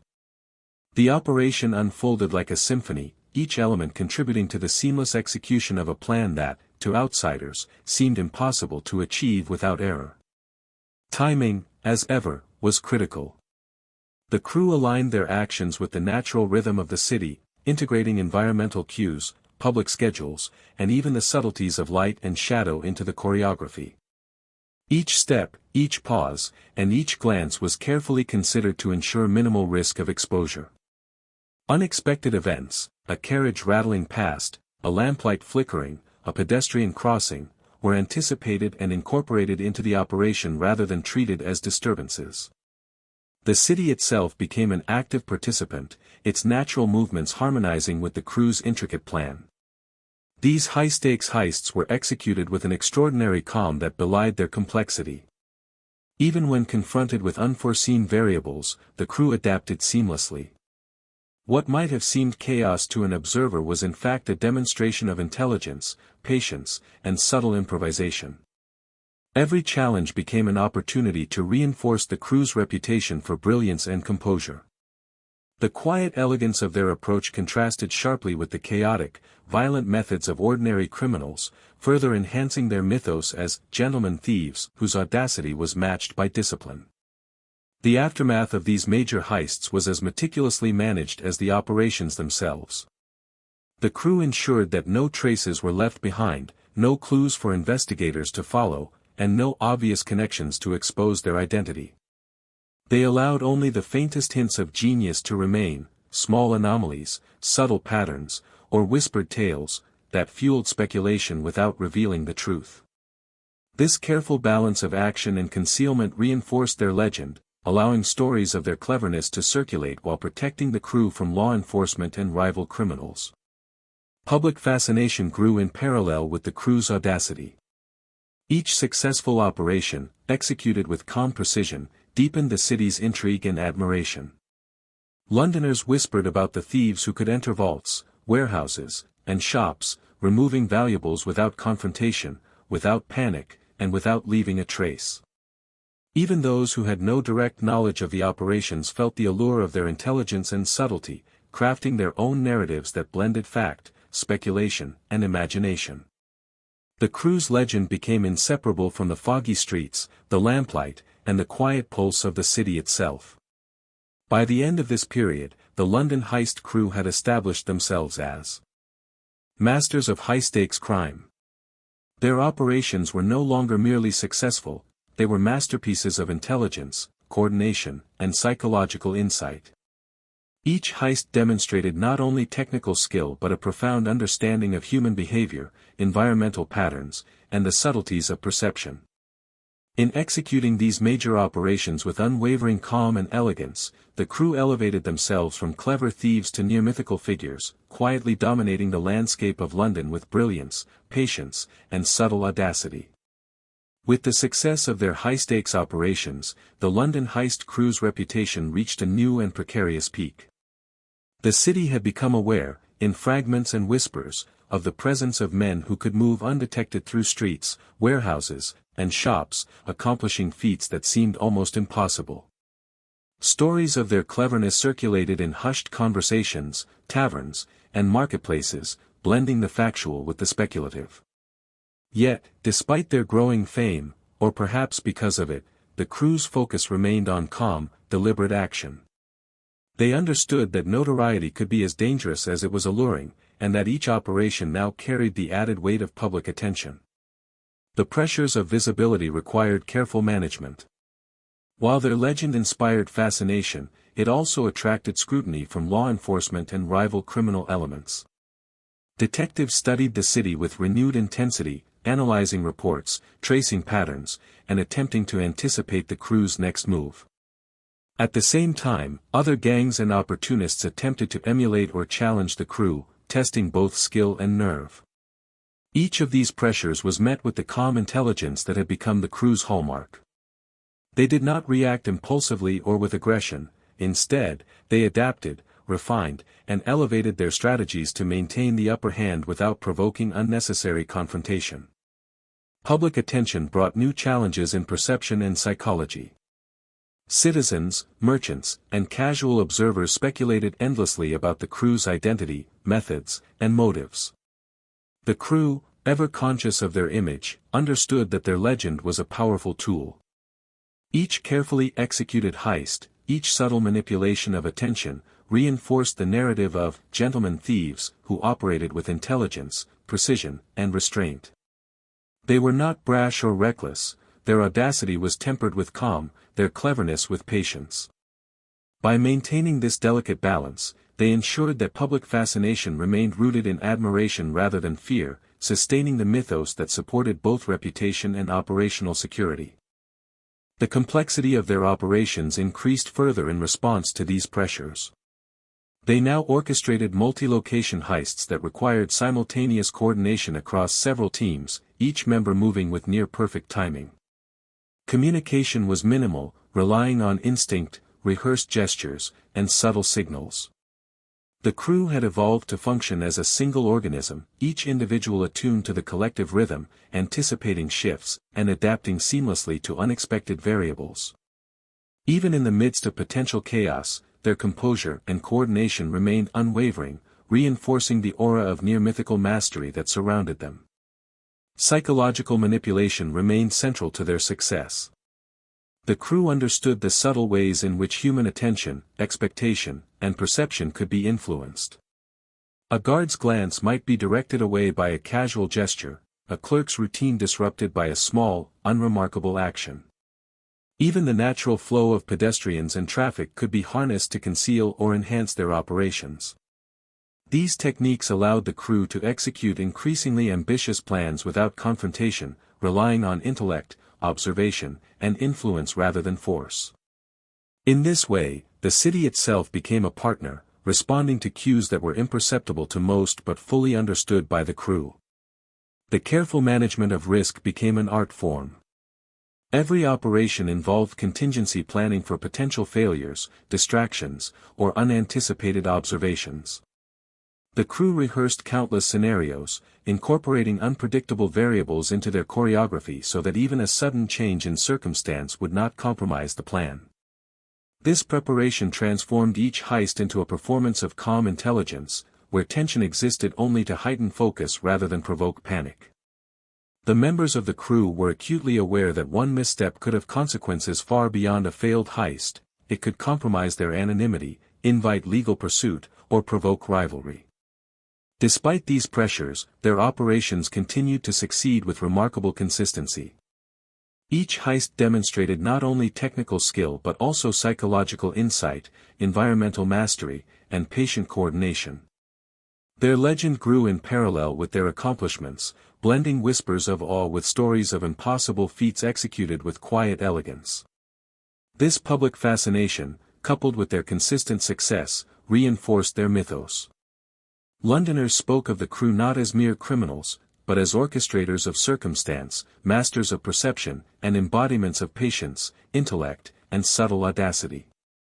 The crew's peak notoriety also highlighted the contrast between myth and reality. While stories often emphasized the audacity of their operations, the reality was that every success was grounded in meticulous planning, observation, and discipline. There was no reliance on luck or recklessness.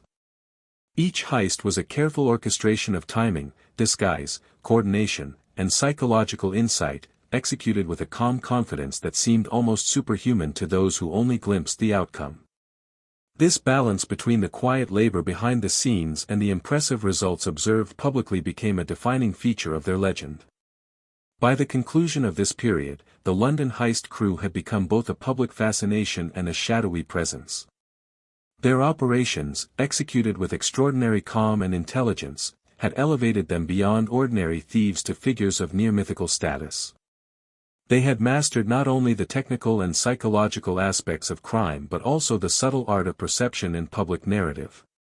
London itself had become an accomplice, its foggy streets, lamplight, and ordinary bustle woven into the story of the crew. Their peak notoriety was not marked by violence or chaos, but by brilliance, patience, and an unwavering ability to move undetected, turning the extraordinary into a quiet, almost dreamlike reality. This stage of their journey set the foundation for the challenges to come. Public attention, rival scrutiny, and the complexity of their operations introduced new variables that would test not only skill but judgment, loyalty, and adaptability. Yet, for the moment, the crew stood at the height of their legend, admired, whispered about, and operating with calm mastery in a city that had become both stage and participant in their extraordinary story. Even at the height of their fame and success, the London Heist Crew was not immune to the subtle pressures that accompany legend. As their notoriety grew, so too did the scrutiny, rivalry, and internal tensions that tested both their discipline and cohesion. The very brilliance that had allowed them to orchestrate complex, audacious operations now became a source of strain. Rival criminal elements, emboldened by stories of their success, attempted to challenge them, while law enforcement intensified observation and investigation. Within the crew, the increasing complexity of operations, coupled with public fascination and rumor, introduced new psychological challenges that demanded careful management. The first cracks appeared in subtle ways. Minor disagreements over strategy or timing, once easily reconciled, began to emerge as points of tension. Individual members occasionally questioned the risks of particularly ambitious plans, concerned not only with operational success but with the broader implications of exposure. These moments, while brief and largely contained, revealed the delicate balance between trust and autonomy that had sustained the crew for years. Maintaining cohesion required calm communication, patient negotiation, and a shared understanding that the collective good outweighed personal hesitation. In this way, the crew transformed potential friction into opportunities for reflection and refinement, reinforcing bonds rather than allowing tension to escalate. External pressures amplified these challenges. Rivals and opportunists attempted to capitalize on the crew's growing fame, probing for weaknesses, mimicking techniques, or testing responses. Law enforcement, increasingly aware of patterns and anomalies, adjusted surveillance and investigation strategies to anticipate the crew's next move. These forces introduced uncertainty that could have destabilized less disciplined groups, but the London Heist Crew relied on intelligence, observation, and strategic adaptation. Each challenge was treated not as a threat to be confronted directly, but as an opportunity to refine strategy, rehearse contingencies, and deepen understanding of both human behavior and environmental dynamics. The psychological dimension of their work became increasingly important. As pressures mounted, the crew focused not only on physical execution but on mental resilience. Techniques developed over years of rehearsal, mindful observation, mental visualization, and anticipation of human behavior, became crucial tools. Each member cultivated the ability to remain calm under stress, to observe potential threats without panic, and to make subtle adjustments without breaking the flow of the operation. This focus on composure allowed the crew to navigate increasingly complex environments while maintaining the elegance and precision that defined their work. Operational complexity continued to rise. Multi-location heists required coordination across diverse teams, each executing simultaneous actions while adapting to environmental changes and unexpected variables. Communication was intentionally minimized, relying on instinct, rehearsed gestures, and intuitive understanding of timing and role. The crew's ability to function as a single organism, with each individual anticipating the needs and movements of others, became a cornerstone of their continued success. Even when external pressures introduced unpredictability, the team maintained cohesion and precision, transforming potential stressors into opportunities for controlled brilliance.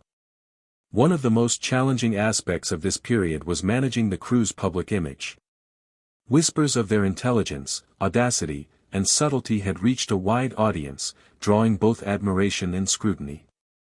Maintaining the mythos of the gentlemen thieves required balancing visibility with discretion, ensuring that operations continued to inspire fascination without provoking direct confrontation or exposure. The crew carefully managed traces, cues, and timing, allowing the legend to flourish in whispers while their identities remained secure. This delicate manipulation of perception became a strategic tool as vital as any physical technique or planned route. Rivalry and scrutiny also introduced subtle ethical challenges. The crew, renowned for their intelligence and restraint, had cultivated an identity distinct from ordinary criminals. Maintaining this identity required decisions about engagement, avoidance, and influence that went beyond simple theft. When rivals attempted interference, the crew often employed misdirection, subtle guidance, or carefully calibrated deception rather than direct confrontation. These approaches reinforced their reputation for cleverness while minimizing risk, demonstrating that true mastery extended beyond technical skill to include the art of influence, perception, and strategy. Internal reflection became increasingly valuable during this period. The crew recognized that the pressures they faced were not solely external. Personal ambitions, minor insecurities, and differing perspectives required ongoing attention to maintain harmony. Meetings and discussions, while calm and deliberate, allowed space for concerns to be addressed, strategies to be evaluated, and contingencies to be rehearsed. By acknowledging and managing these internal pressures, the crew ensured that personal friction did not compromise operational integrity or the carefully cultivated mythos of calm, intelligent mastery. Despite these challenges, the crew's operations continued with remarkable success. Each heist demonstrated adaptability, composure, and subtle brilliance, reinforcing the idea that intelligence, preparation, and psychological insight could overcome even the most complex obstacles. They navigated rising tension, rivalry, and scrutiny with the same calm precision that had defined their ascent, ensuring that every operation remained a testament to patient planning, observation, and orchestration.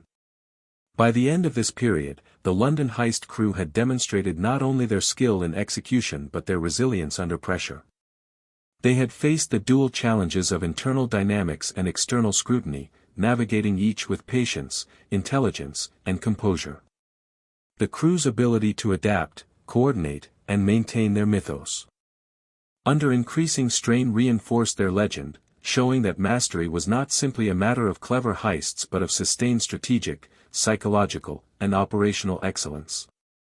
In this way, the crew prepared themselves for the next phase of their story, the moments that would test loyalty, ingenuity, and the enduring strength of their collective identity. As the London Heist Crew navigated the mounting pressures of fame, scrutiny, and internal dynamics, they encountered challenges that tested both skill and ingenuity like never before. This was the period when the delicate balance between audacity and caution was most critical, and the crew's ability to respond with calm precision would define the trajectory of their legend. High-stakes operations now unfolded under a complex web of observation, rivalry, and public fascination, transforming ordinary heists into exercises in strategy, psychology, and adaptability. Every action carried weight, every decision required foresight, and every subtle adjustment could mean the difference between seamless success and exposure. During this pivotal period, the crew faced their first major confrontations with rival gangs.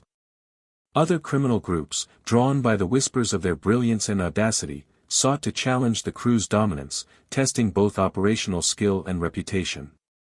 These confrontations were rarely violent in the conventional sense. The crew understood that overt aggression could compromise their mythos and invite unnecessary risk. Instead, they approached rivalry with intelligence and subtlety, using misdirection, careful observation, and psychological insight to outmaneuver competitors without attracting direct attention. In this way, even conflict became an opportunity to reinforce their calm, strategic image. The first of these confrontations occurred during an operation targeting a high-value shipment in a busy district. The rival group had anticipated the crew's moves, positioning themselves to intercept or disrupt the heist. Rather than react impulsively, the crew relied on rehearsed adaptability. Each member adjusted timing, routes, and roles almost instinctively, responding to the presence of the rival gang without panic or aggression. They manipulated perception with subtle gestures and environmental cues, guiding attention away from critical movements and ensuring that the operation could proceed unnoticed. By the time the rival group realized the crew had anticipated their intervention, the operation had already been executed flawlessly. This confrontation demonstrated the crew's mastery of strategy under pressure. While rivals relied on force, deception, or intimidation, the London Heist Crew leveraged observation, psychology, and coordinated action. Every movement was deliberate, every distraction carefully placed, and every adjustment executed with precision. The rivals, despite their intentions, were outmaneuvered not through violence but through calm intelligence, reinforcing the legend of a group whose brilliance extended far beyond ordinary criminal skill. This moment marked a turning point. The crew was no longer simply executing heists, they were operating in a world where every challenge became a test of ingenuity, composure, and strategic mastery. Concurrently, law enforcement attention intensified.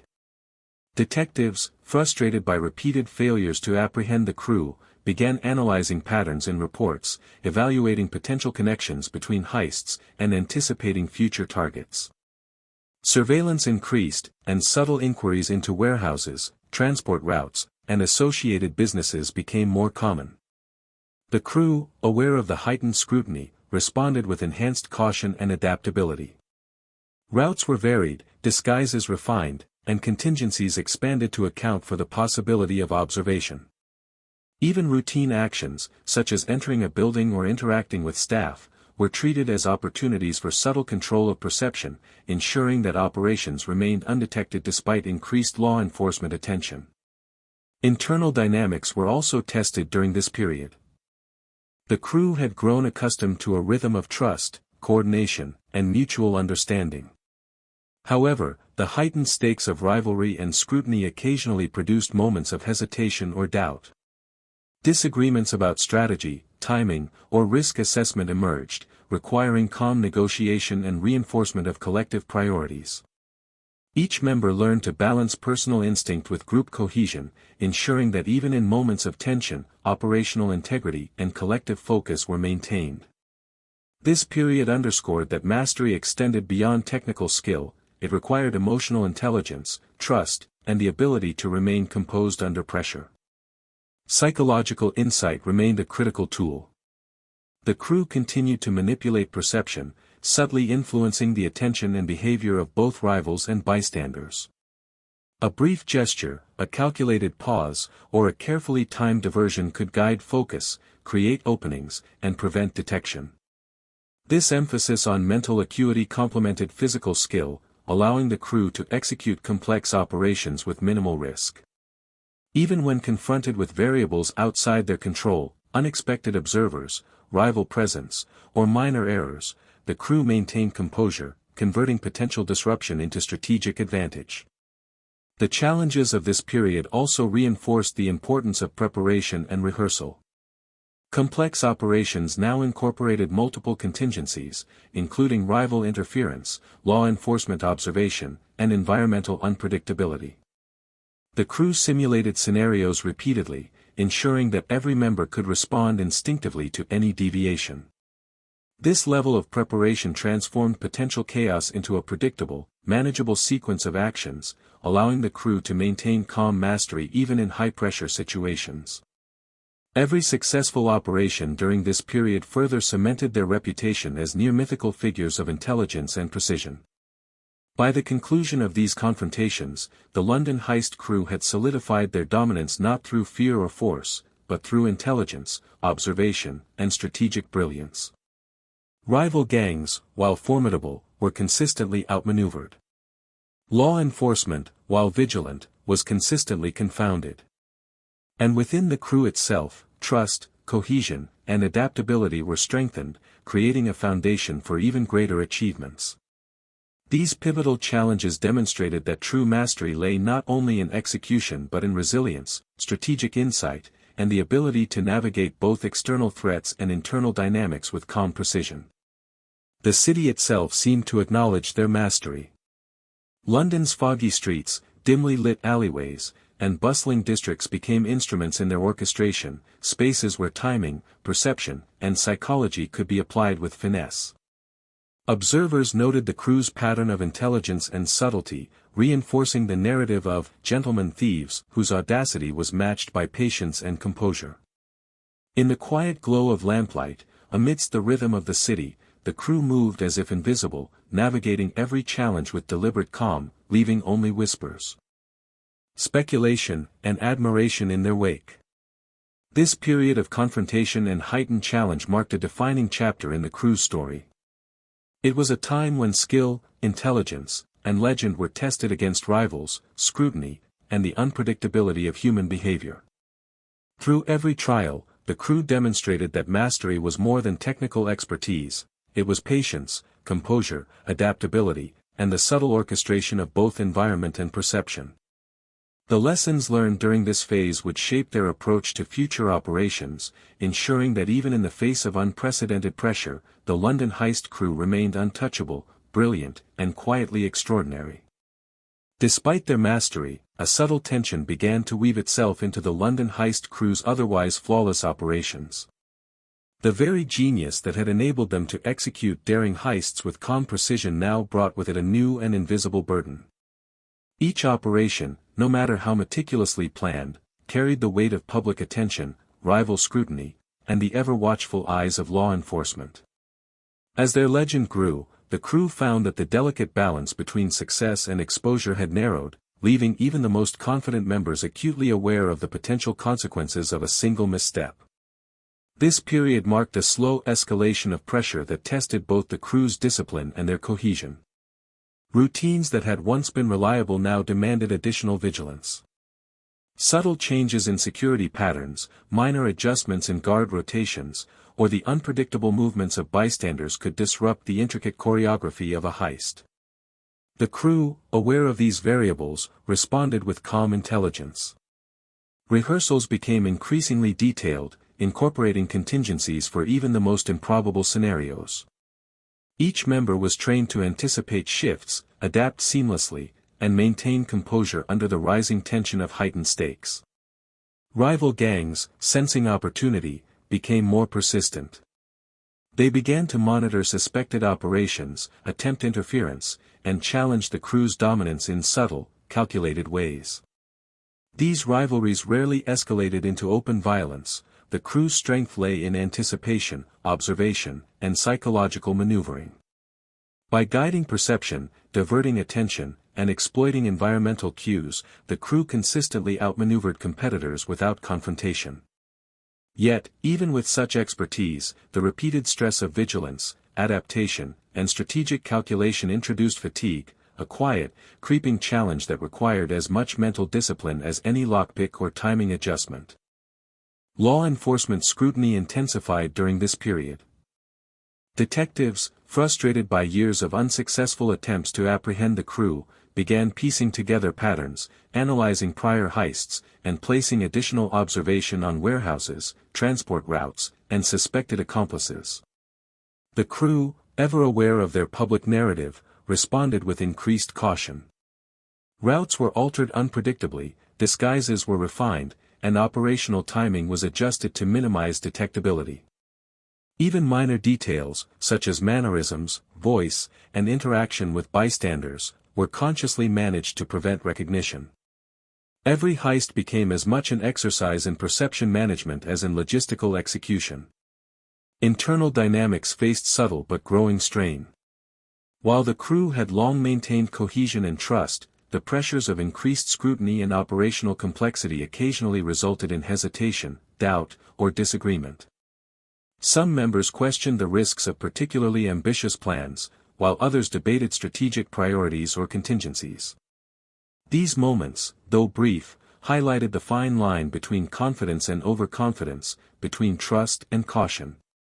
Maintaining unity required patience, calm communication, and mutual understanding that the collective success and safety outweighed individual reservations.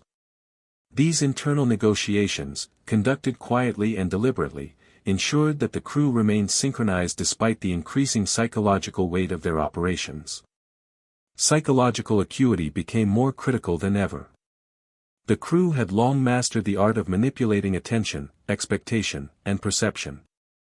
Now, these skills were applied with heightened precision to manage both rivals and law enforcement observers.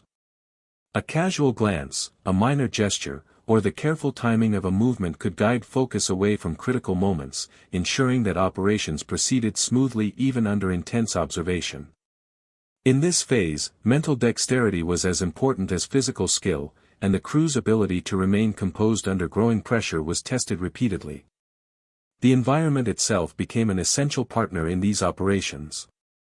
Fog, lamplight, shadows, and the natural rhythm of the city were harnessed with subtle artistry. Every street corner, alleyway, and rooftop was considered for its potential to aid or hinder a heist. Environmental awareness allowed the crew to create distractions, conceal movements, and shape perception without drawing attention. Even ordinary elements of the city became instruments in their orchestration, reinforcing the quiet genius and deliberate calm that defined their legend. Despite this mastery, the period introduced the first clear signs that the crew's invincibility was not absolute. Minor errors, a delayed signal, a misjudged movement, or an unforeseen observer, served as reminders that perfection was elusive. These small moments of vulnerability were never catastrophic, but they planted the seeds of caution and reflection. The crew responded not with panic but with deliberate analysis, learning from each anomaly and adjusting methods to mitigate future risk. In doing so, they transformed potential setbacks into opportunities for refinement and deeper understanding. By the end of this phase, the London Heist Crew had entered a period of heightened tension and subtle pressure. Their brilliance remained undiminished, yet the accumulation of external scrutiny, internal negotiation, and operational complexity had introduced a persistent, quiet challenge. They operated with intelligence, patience, and composure, but each heist carried the weight of reputation, observation, and expectation. The narrative of the gentlemen thieves continued to grow, intertwined with whispers of caution and anticipation, as the crew navigated the increasingly narrow space between audacious success and the potential for exposure. This stage of their story foreshadowed future challenges. The delicate balance they maintained, the harmony of perception, timing, and psychology, would soon be tested in ways that required not only brilliance but resilience, adaptability, and an unyielding commitment to unity. Even as London whispered their legend with admiration, the crew understood that the era of subtle mastery was approaching a turning point, where every decision, every movement, and every observation could carry consequences far beyond the streets they had so expertly navigated. The legend of the London Heist Crew, once seemingly invincible, began to show subtle but undeniable signs of unraveling. Years of audacious success, careful orchestration, and meticulous manipulation of perception had created an aura of near-mythical invulnerability. Yet, in the delicate ecosystem of the criminal underworld, where rivalries simmered and scrutiny intensified, even the most brilliant orchestration was vulnerable to cracks. What had been carefully balanced, timing, strategy, psychological control, and environmental mastery, now required a level of vigilance and adaptability that was increasingly difficult to maintain. Each operation carried not only the inherent risks of crime but the compounded weight of reputation, expectation, and the creeping pressures of human fallibility. The first indications of vulnerability emerged not from any dramatic miscalculation, but from a series of minor lapses that, when viewed collectively, suggested the subtle erosion of their once impeccable timing and coordination. A delayed signal here, a misread pattern there, and a slightly misjudged environmental cue revealed that even seasoned professionals were susceptible to fatigue, distraction, and human error. These small moments, though not immediately catastrophic, were enough to alert law enforcement and rival gangs that the crew, while still formidable, could be challenged. It was a reminder that perfection, no matter how carefully rehearsed, was never absolute, and that mastery required not only skill but continual vigilance and adjustment. As these minor lapses accumulated, external pressures began to amplify their effects. Rivals, emboldened by the faintest signs of vulnerability, grew increasingly bold. Previously cautious competitors now attempted to intercept operations, block access points, and test the crew's response to unexpected interference. Law enforcement, too, intensified their focus, cross-referencing seemingly unrelated heists, analyzing behavior patterns, and deploying surveillance in ways that directly challenged the crew's previous assumptions of invisibility. Each operation now carried the weight of these dual pressures, forcing the crew to expend additional mental and physical energy to maintain their calm, precise execution. Internal dynamics also shifted under these pressures. The subtle frictions that had long been managed with calm discussion now required more deliberate negotiation. Some members questioned the feasibility of particularly ambitious plans, while others debated the optimal level of risk versus reward. The balance of trust and autonomy, so carefully cultivated over years of shared experience, was tested as minor disagreements escalated into deeper reflection on the crew's collective priorities. Maintaining cohesion demanded patience, open communication, and a shared understanding that the success of the group was inseparable from the safety and judgment of each individual member. These internal negotiations, often quiet and deliberate, were crucial in preventing fissures from turning into fractures. The psychological dimension of the crew's operations became more complex. In previous years, manipulation of attention, expectation, and perception had allowed them to navigate environments with remarkable subtlety. Now, however, the increased scrutiny of rivals and authorities required more intricate strategies. A casual gesture, once sufficient to divert a guard's gaze, had to be combined with layered distractions, environmental cues, and precise timing to achieve the same effect.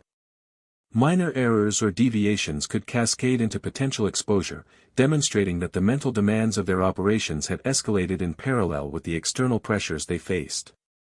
One of the most significant challenges of this period was the cumulative weight of expectation. Each successful operation had increased both public fascination and internal standards. The crew, aware of their reputation, felt an unspoken pressure to maintain flawless execution. This pressure, subtle yet persistent, introduced an additional layer of mental strain. Even routine tasks, surveying a site, coordinating timing, or managing disguises, were now infused with the knowledge that any oversight could attract attention, compromise safety, or tarnish the carefully curated legend of the gentlemen thieves. The interplay between external perception and internal psychology created an environment in which vigilance was constant, and errors, no matter how minor, carried disproportionate consequences. The first truly high-stakes challenge to their dominance occurred during a complex operation targeting multiple simultaneous locations. The crew had meticulously planned each detail, from precise timing to coordinated movements and subtle diversions. However, unforeseen variables, a rival gang operating nearby, a late-night patrol with altered routes, and a delivery that arrived ahead of schedule, combined to create a situation that tested every ounce of their experience and composure. The crew adapted instinctively, adjusting timing, routes, and actions in real time, yet the operation revealed vulnerabilities in communication and coordination that had previously gone unnoticed. Though the heist ultimately succeeded, it was a reminder that even the most carefully orchestrated plans could be disrupted by the unpredictable flow of events in the living, breathing city. These challenges also revealed the limits of human endurance. Years of high-pressure operations, constant vigilance, and the psychological demands of manipulating perception took their toll. Fatigue, minor errors, and lapses in judgment, previously rare, became more frequent.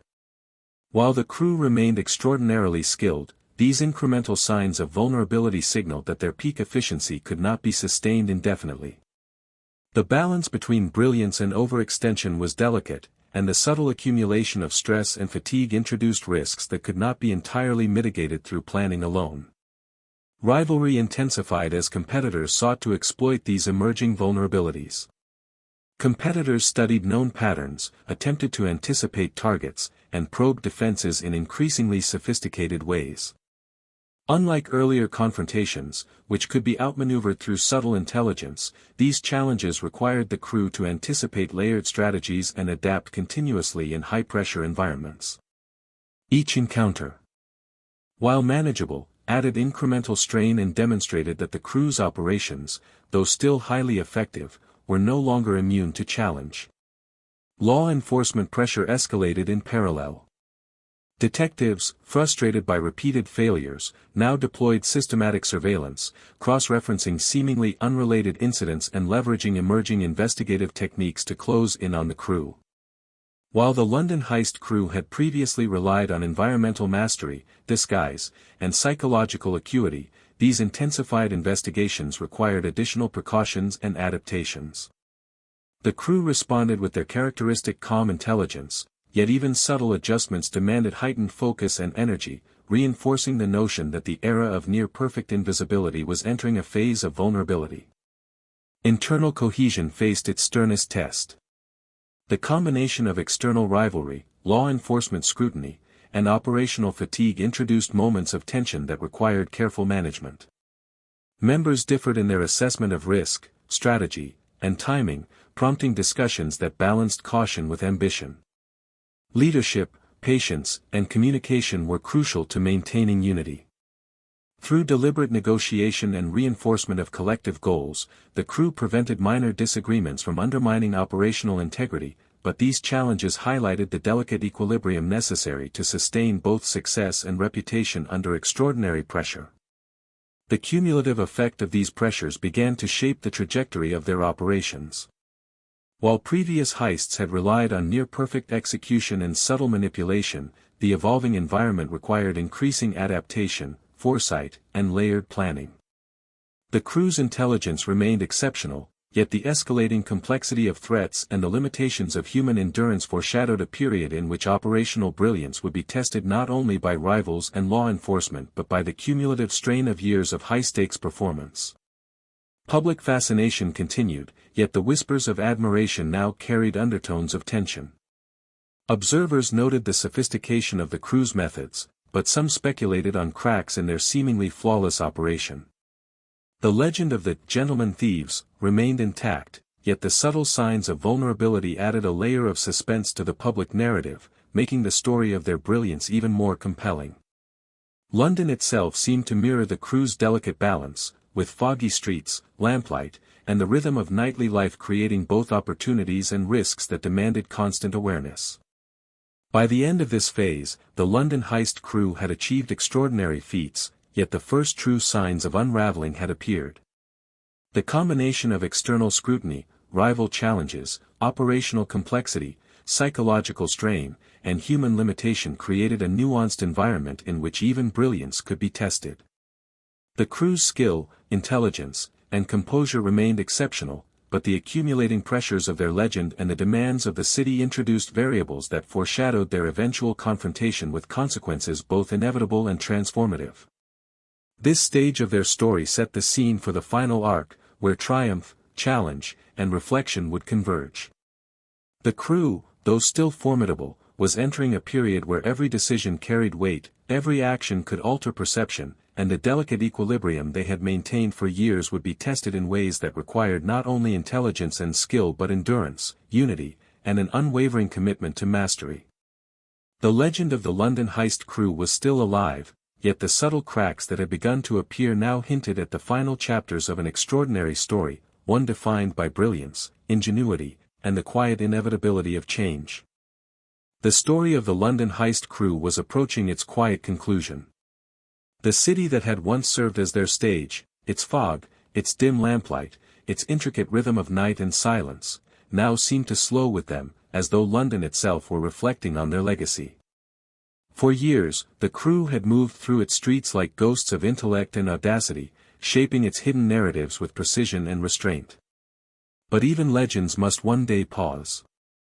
The art of mastery, they had learned, was not only in execution but in knowing when to step back, to observe, and to let the echoes of brilliance speak in their place. They had survived what few others in their world could. While rivals fell to greed, carelessness, or betrayal, the London Heist Crew endured through discipline and composure. Yet endurance came with a price. The years had introduced fatigue, mental, emotional, and physical. What had once felt like effortless orchestration now demanded deeper thought, longer preparation, and sharper awareness. Law enforcement pressure had grown quiet but constant, patient in its pursuit. Rival gangs still lingered at the edges, waiting for signs of weakness. It was no longer about outsmarting everyone else, it was about preserving the integrity of the legend they had built. Their operations became fewer but no less intelligent. Each was approached with calm precision and an almost meditative patience. Success, for them, was no longer measured in wealth or spectacle, but in the elegance of execution, the ability to move unseen, to disappear into the city's rhythm without leaving a trace. Every heist was both an act of skill and a farewell to the game they had mastered. Each success added another quiet layer to the myth that surrounded them, and each retreat from danger showed a wisdom that only time could teach. Reflection began to replace ambition. In the soft glow of their hidden meeting places, the crew often spoke of the past, of the first vaults they cracked, the elaborate diversions they engineered, the thrill of outwitting entire systems. They recalled moments when silence and intuition had been their greatest allies, when calm had triumphed over chaos. Their memories were shared not as boasts, but as lessons, reminders of how discipline and unity had carried them through a world built on risk. The public, meanwhile, continued to weave their story into something larger than life. Newspapers still whispered of unsolved robberies executed with uncanny grace. The legend of the gentlemen thieves grew softer, almost romantic, part myth, part admiration. Some saw them as criminals, others as artists of precision, intellect, and restraint. The truth, as always, lay somewhere in between, floating like the London mist that concealed both the city's beauty and its secrets. Within the crew, there was no dramatic ending. No arrests, no betrayals, no sudden collapse. Instead, there was understanding. The members recognized that mastery is fleeting, that perfection cannot be sustained forever without cost. They had achieved what they set out to prove, that intellect could outmaneuver brute force, that calm could defeat chaos, and that subtlety, in the end, was its own form of power. Knowing this, they chose to fade quietly rather than fall loudly. As their operations came to an end, the city continued without them, yet faint traces of their presence remained. Some said the quiet efficiency of later thieves carried echoes of their style. Others claimed to sense their influence in the very way London's underworld operated, measured, intelligent, restrained. Whether true or imagined, their legend had become part of the city's fabric, woven into its nights, its whispers, its quiet corners. For the members of the London Heist Crew, peace did not come from escape or wealth, but from stillness. They had lived years in constant motion, reading environments like language, mastering the subtle psychology of shadows and timing. Now, in reflection, they understood that their greatest achievement was not the heists themselves, but the way they had lived them, with intellect, unity, and an unshakable calm. In a world driven by greed and haste, they had built something enduring through patience and silence. As time moved on, their story became legend, softened by distance and mystery. Their names were rarely spoken, but their methods were studied, admired, and quietly emulated. They became symbols of something greater than crime, a meditation on intelligence, precision, and the human desire to outthink the systems that confine us. London itself, forever shrouded in mist, seemed to remember them. The fog still rolled over the river as it had in their time, the lamps still glowed dimly against the cobblestones, and the quiet pulse of the city still carried echoes of the nights when the gentlemen thieves outsmarted everyone. And so, their legacy endured, not in noise or spectacle, but in silence. A whisper beneath the hum of the city. A story told softly, half in truth, half in wonder. The London Heist Crew had not vanished, they had simply become part of the night itself, timeless, unseen, and eternally calm.